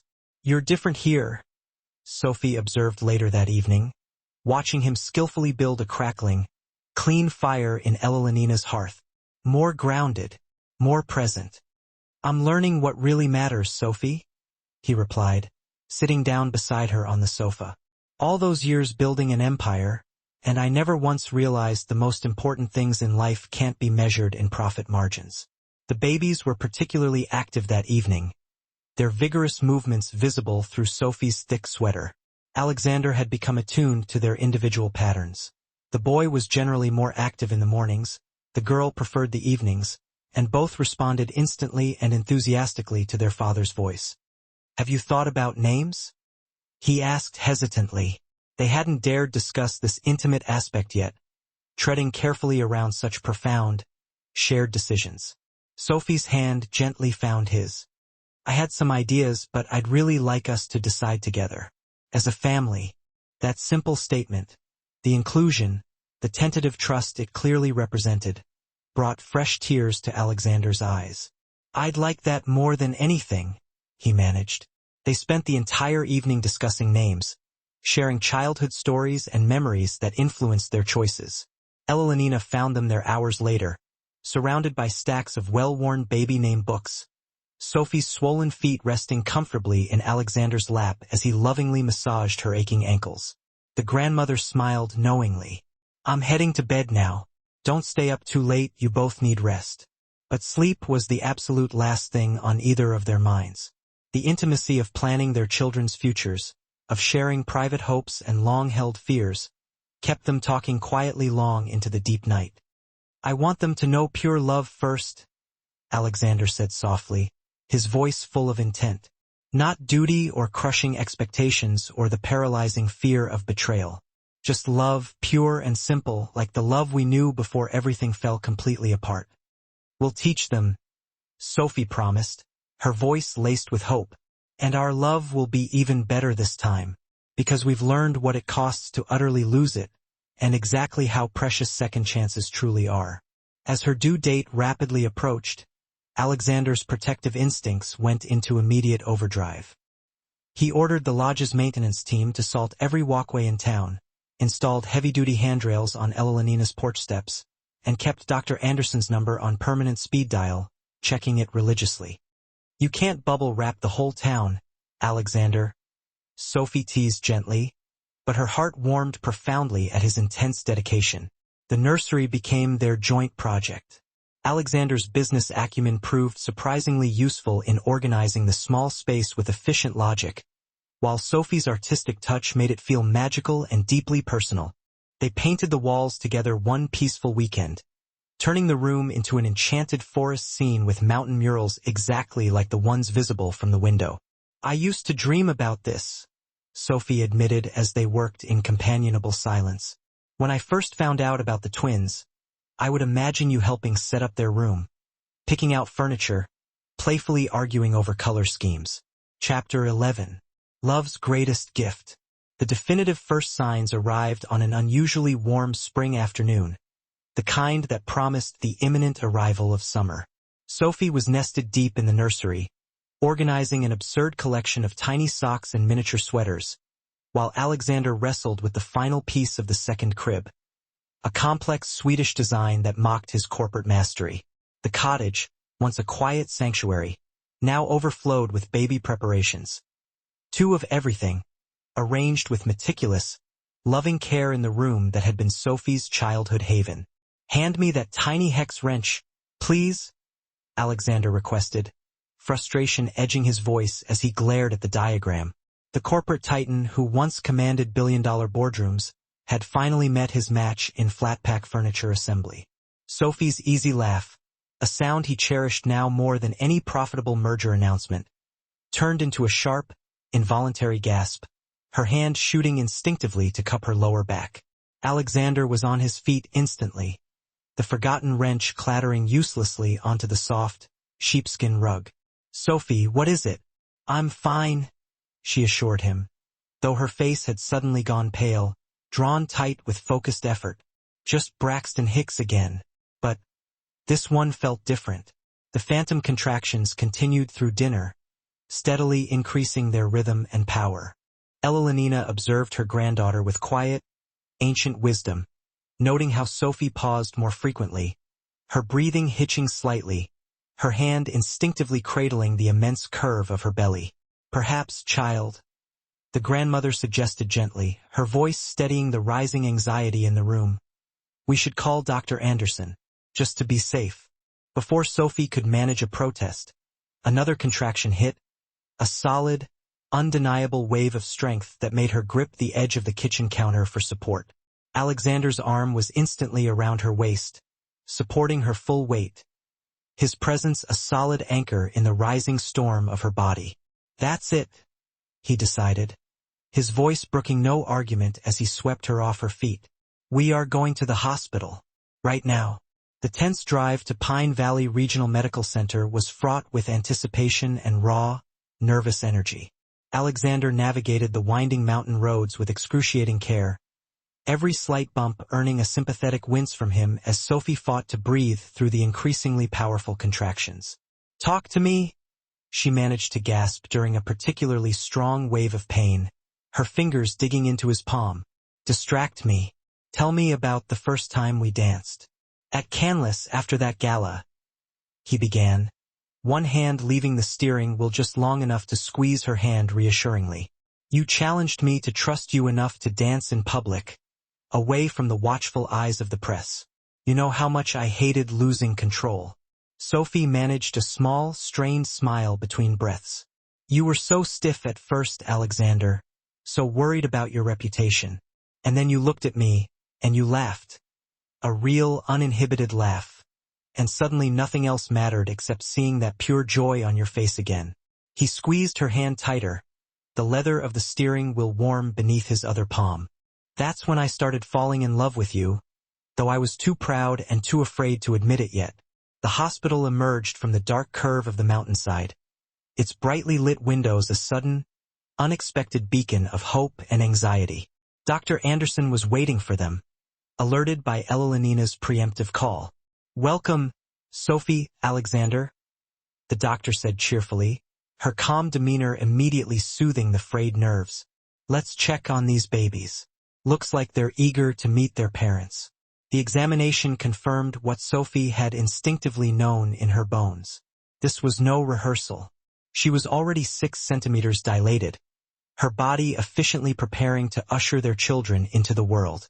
"Both babies are in good position," Dr. Anderson assured them, connecting monitors to Sophie's belly. "But with twins, we need to monitor everything carefully. This is going to be a partnership." The next few hours blurred into a demanding sequence of increasing intensity. Alexander never left Sophie's side, a constant, physical presence.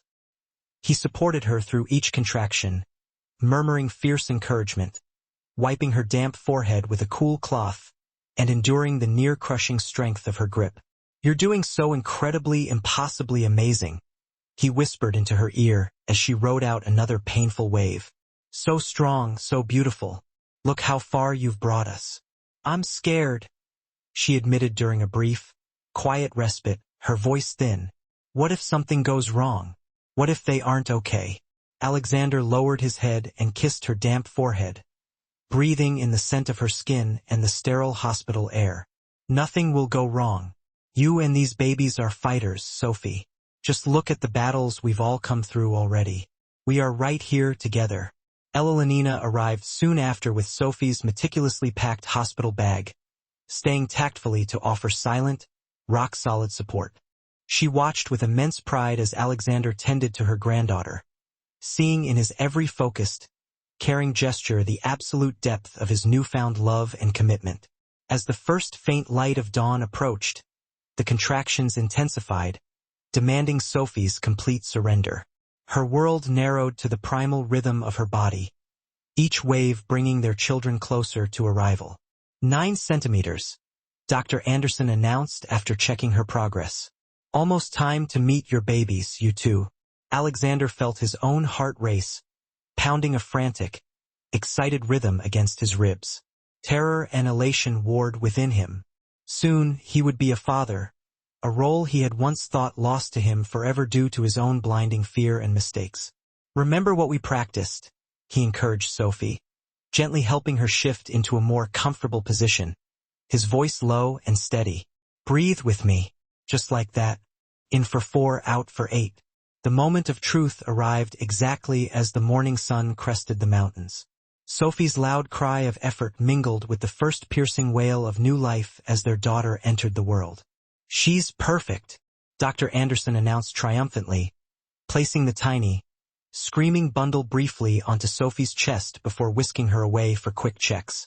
Now, let's get her brother to join the party. Minutes that stretched into an eternity passed before a second. Robust cry joined the first. Their son arrived with the same determined spirit as his sister, announcing his presence to the world with lungs that promised health and volume. Alexander found himself crying, openly and unashamedly, tears streaming down his face as the nurses swiftly cleaned and checked both infants. Sophie lay exhausted but utterly radiant, her gaze never leaving the two tiny figures being tended to across the room. "Would you like to hold your daughter, Mr. Sterling?"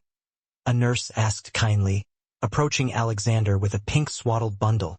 His hands trembled visibly as he accepted the impossibly light weight, marveling at how something so tiny could feel so profoundly significant, filling a void he hadn't known existed.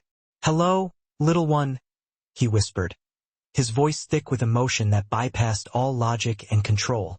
"I'm your daddy." The baby's eyes, a startling, deep blue, opened at the sound of his voice, seeming to focus on his face with an intensity that stole his breath. She had Sophie's delicate nose and his own dark, newborn hair. A perfect, breathtaking blend of them both. Their son, when placed gently in Sophie's arms, proved to have his father's serious, inquisitive eyes and his mother's determined, slightly furrowed brow. Both babies were pronounced healthy, strong, and absolutely perfect in every conceivable way. "They need names," Sophie said softly, gazing at Alexander as he carefully cradled their daughter. They had discussed countless options, but they had waited for this exact, magical moment to finalize their decisions. "Lily Elenina," Alexander suggested, looking down at the small face in his arms. "For your grandmother, who never lost faith in love's power to heal what was broken." Sophie's eyes instantly filled with tears as she glanced at Elenina, who was attempting, unsuccessfully, to hide her own profound emotion behind a teacup. "It's perfect. And for our son, Matthew Alexander," Elenina suggested gently from her quiet corner. "Matthew means gift from God. And he truly is a gift, one that brought his parents back together completely." The babies seemed to approve, both making soft, cooing sounds that melted their parents' hearts entirely. Alexander carefully sat on the edge of Sophie's hospital bed, arranging himself so that both babies were nestled securely between them. "Thank you," he whispered to Sophie, his voice rough with overwhelming emotion, "for giving me a second chance, for these miraculous children, for believing that love could be stronger than my fear ever was." Sophie's free hand found her grip firm and true. "Thank you for finding your way back to us, Alexander, for proving that trust can be rebuilt, brick by painstaking brick, and that love can genuinely heal what pride and fear broke apart." Elenina watched from the doorway as her granddaughter and the man who had finally found his true path gazed, mesmerized, at their newborn children. The morning sun streamed through the window, painting the sterile hospital room in shades of triumphant gold and limitless promise. The babies dozed peacefully, utterly unaware of the long, arduous journey that had culminated in this moment. The pain, the separation, the intense healing that their very existence had inspired. They knew only the warmth of their parents' love, the blessed security of being held in arms that had learned the hard way never to let go again. A nurse entered to check vital signs, smiling at the picture-perfect, exhausted family scene. "Have you decided on middle names yet?" "Hope," Sophie said softly, gazing at Lily's flawless profile, "because she helped us find our way back to each other, restoring our hope for the future. And trust," Alexander added, touching Matthew's tiny, closed hand with his finger, "because that is what we are building again, day by slow, meaningful day." Lily Elenina Hope Sterling and Matthew Alexander Trust Sterling. Their names were far more than mere labels.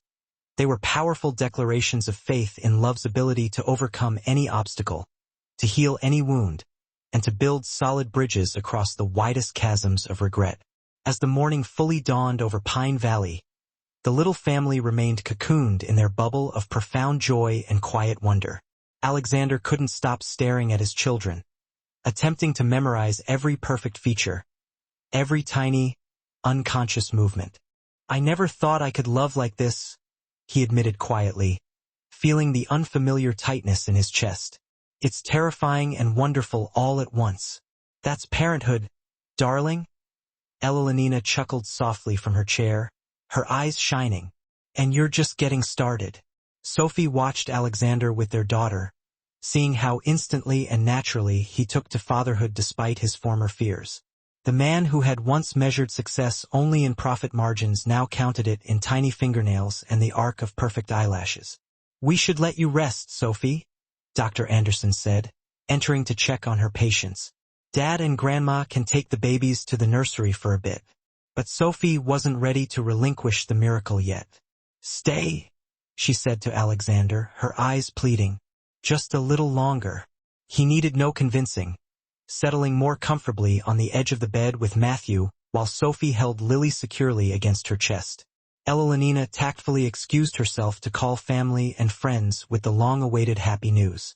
In the quiet hospital room, saturated by the miracle of new life and profound, renewed love, Sophie and Alexander began the next, most crucial chapter of their story. The twins slept peacefully, their tiny hands occasionally reaching out, as if confirming the solid presence of their parents. "I love you," Alexander whispered, the words carrying the immense weight of their entire shared journey. The pain, the separation, the intense healing, and now the joy of this brand new beginning.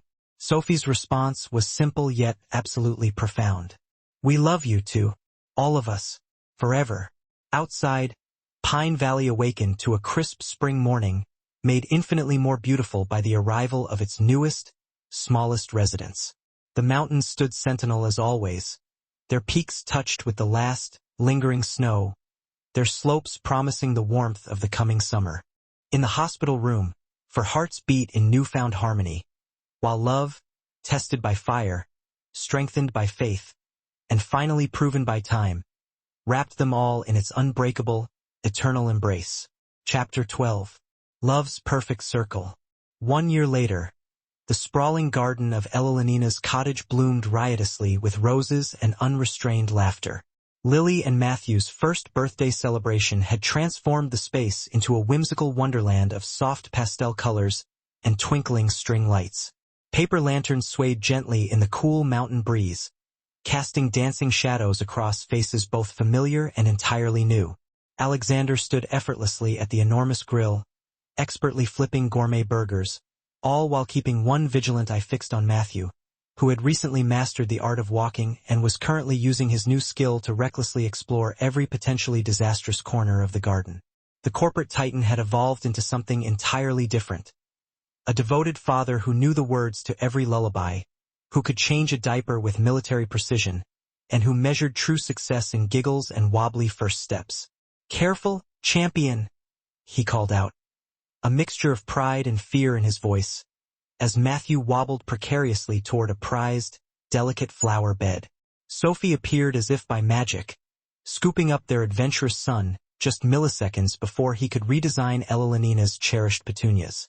"Just like his father," she laughed, kissing Matthew's dark, curly hair, always pushing the boundaries and testing the perimeter.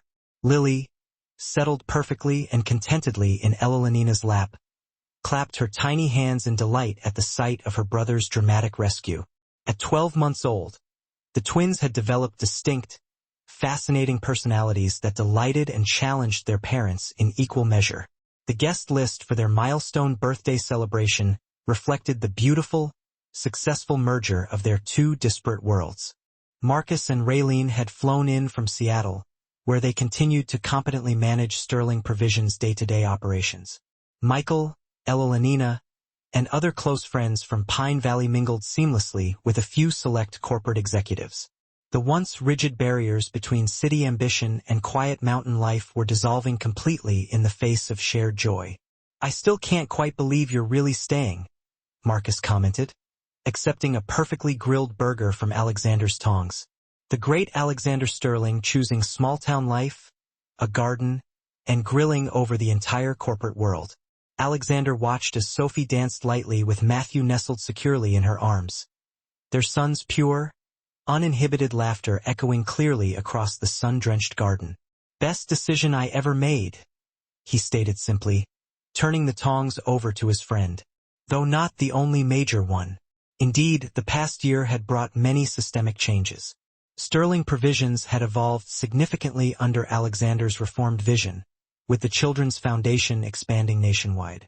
But the company's corporate headquarters had surprised everyone by relocating permanently to Pine Valley, bringing valuable jobs and opportunity while carefully preserving the town's essential, small-town character.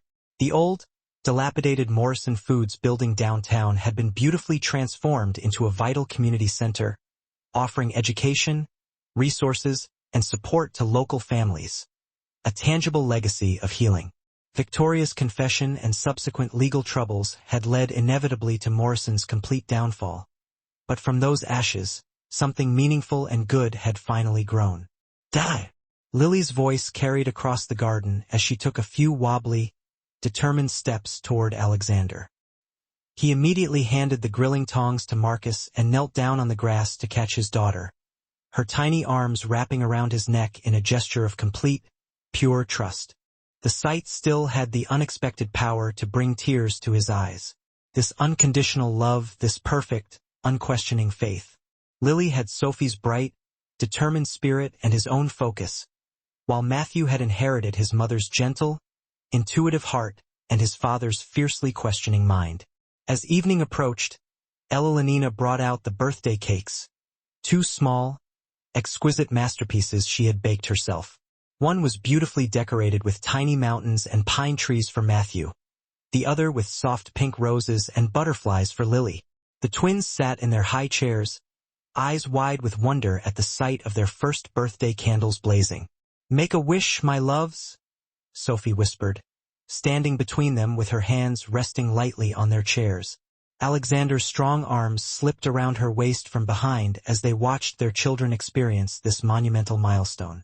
The gathered friends and family sang, "Happy Birthday," their collective voices carrying warmly up into the mountain air. Lily and Matthew, with considerable, shared help from their parents, blew out their candles to enthusiastic, heartfelt applause. As twilight painted the sky in magnificent shades of rose and gold, the party slowly began to wind down. Elenina shooed away all offers of help with the cleanup, insisting that the young family take a quiet moment entirely for themselves. They walked together through the cooling evening air, Matthew sound asleep in Alexander's secure arms, while Sophie carried a drowsy, heavier Lily. The path led them to their new home, a beautiful, sprawling mountain house built just down the road from Elenina's cottage, constructed to Alexander's demanding standards but instantly filled with Sophie's undeniable warmth and soul. The twins' room was a wonderland of painted stars and soft, inviting colors. The hand-painted forest scene from their original nursery had been lovingly recreated on a much grander scale above their cribs. Alexander and Sophie carefully tucked their children into their respective cribs, standing together to watch them drift deeper into peaceful sleep. "Happy?" Alexander whispered, pulling Sophie close, inhaling the familiar scent of her hair.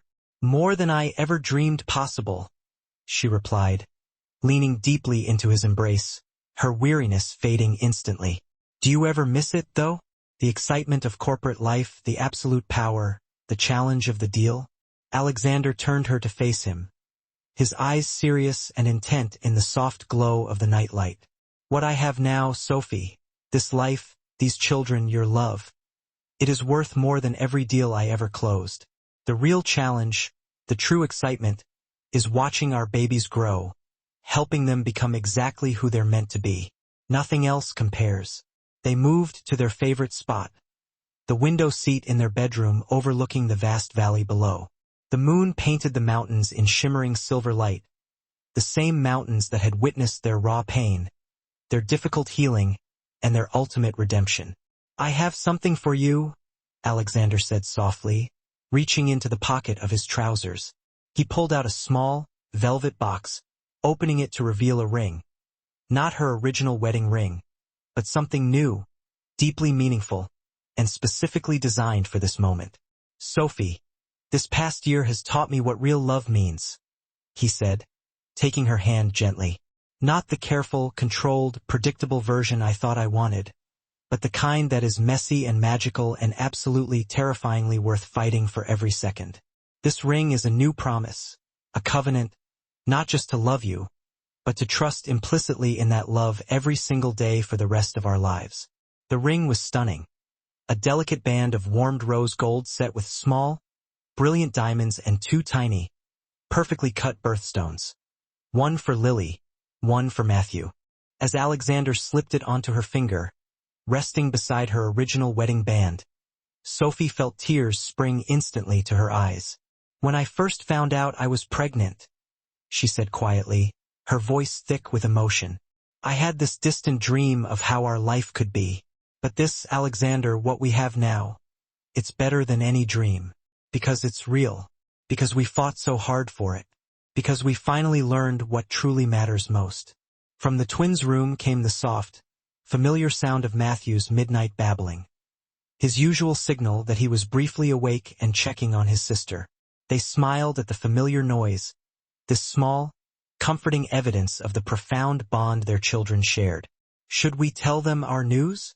Alexander asked, his hand drifting possessively to Sophie's stomach. She covered his hand with hers, her smile radiant with a shared, thrilling secret. "Soon. Let them have their special day. There'll be time enough tomorrow to tell everyone about their new little sister." The mountain night wrapped around them like a protective blanket, full of promise and possibility.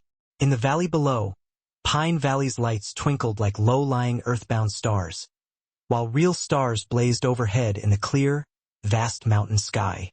Their long journey had been one of love lost and profoundly found, of trust broken and painstakingly rebuilt, of fear overcome by fierce, enduring faith. But here, in this quiet, perfect moment, with their children sleeping nearby and new life growing beneath their joined hands, they had found something deeply profound. Not just love, but the wisdom to protect it, to nurture it, and to let it grow wild and beautiful, exactly like Elenina's prized roses. "Dance with me," Alexander asked softly, pulling Sophie gently to her feet. "There's no music," she protested with a low, happy laugh. "There's always music," he replied, beginning to hum the slow, tender melody of their wedding song as they swayed together in the moonlight. Tomorrow would bring new adventures, the beautiful, complicated tapestry of their future. Crucial board meetings conducted via video call while balancing bouncing babies on knees, whispered story times that seamlessly doubled as vital strategy sessions about their shared path, and the exhilarating, constant, beautiful chaos that only a fully realized family life can provide. But the future could wait. Tonight, this sacred, moonlit space was dedicated entirely to this moment, this slow, private dance, a celebration of the profound love that had been tested in the crucible and emerged stronger than pride, more resilient than lingering fear, and utterly dismissive of doubt. In their cozy nursery down the hall, Lily and Matthew rested, wrapped in the deep, untroubled sleep of children utterly secure. Their dreams, no doubt, were vibrant tapestries woven with the bright colors of joy and unquestioning protection. From the garden below, Elena's carefully tended roses offered their rich, velvet nighttime fragrance to the cool mountain air. Upstairs, however, was their sanctuary. Bathed in the silver possibility of the moonlight filtering through the window panes, Sophie and Alexander continued to sway. They were no longer the two previously wounded souls tentatively seeking repair. They were now intrinsically one family, one beating heart, one unbreakable love, perfected not despite the trials, but because of the fires that had once threatened to consume everything. The towering mountain, their silent, ancient sentinel, the mountain night, cradled the entire valley in its profound peace. Their love, forged by shared anguish, validated by resilience, and cemented by mutual trust, enveloped them in an eternal, unwavering embrace. Their narrative, much like all legendary love stories, had navigated treacherous stretches of darkness and soaring heights of light, profound sorrow and exhilarating joy. But standing here, held captive by the beauty of the moment, they had discovered not merely a happy ending, but something far more precious. Their magnificent, enduring beginning. For authentic love, the kind that anchors the soul, never truly concludes. It expands, evolves, gracefully surmounts every new challenge, only to emerge exponentially stronger. Like the formidable range surrounding Pine Valley, their commitment stood sentinel through the tempestuous changes of all seasons, its foundation unshakable, its peak striving toward the heavens, yet its roots firmly embedded in the earth's deep, ancient heart. As the clock hands crept toward midnight, Sophie and Alexander moved to the expansive window. His arms came securely around her waist, pulling her back against his solid strength, and her head settled perfectly against the familiar cadence of his chest. Below them, Pine Valley lay completely surrendered to a blanket of moonlit peace. Above, the countless stars spun silently in their eternal, cosmic dance. And between them, the pulse of their love beat steady and strong, a vibrant rhythm as old as creation itself and as fresh and full of promise as tomorrow's approaching dawn. "I love you," Alexander murmured into the silk of Sophie's hair, the simple phrase resonating with the incredible, winding weight of their entire shared journey. "I love you too," she replied instantly, turning within the safe circle of his arms to gaze up at him. Yesterday, today, and always, the mountain knights stood watch over their sacred vow, embracing the silent promise of their future while, in the calm of their nursery, Lily and Matthew slept securely, cradled in the profound, unconscious knowledge that love, true, tenacious love, is the greatest force in the universe, capable of overcoming any insurmountable obstacle, healing the most grievous wound, and lighting the unwavering path home through even the deepest, longest night.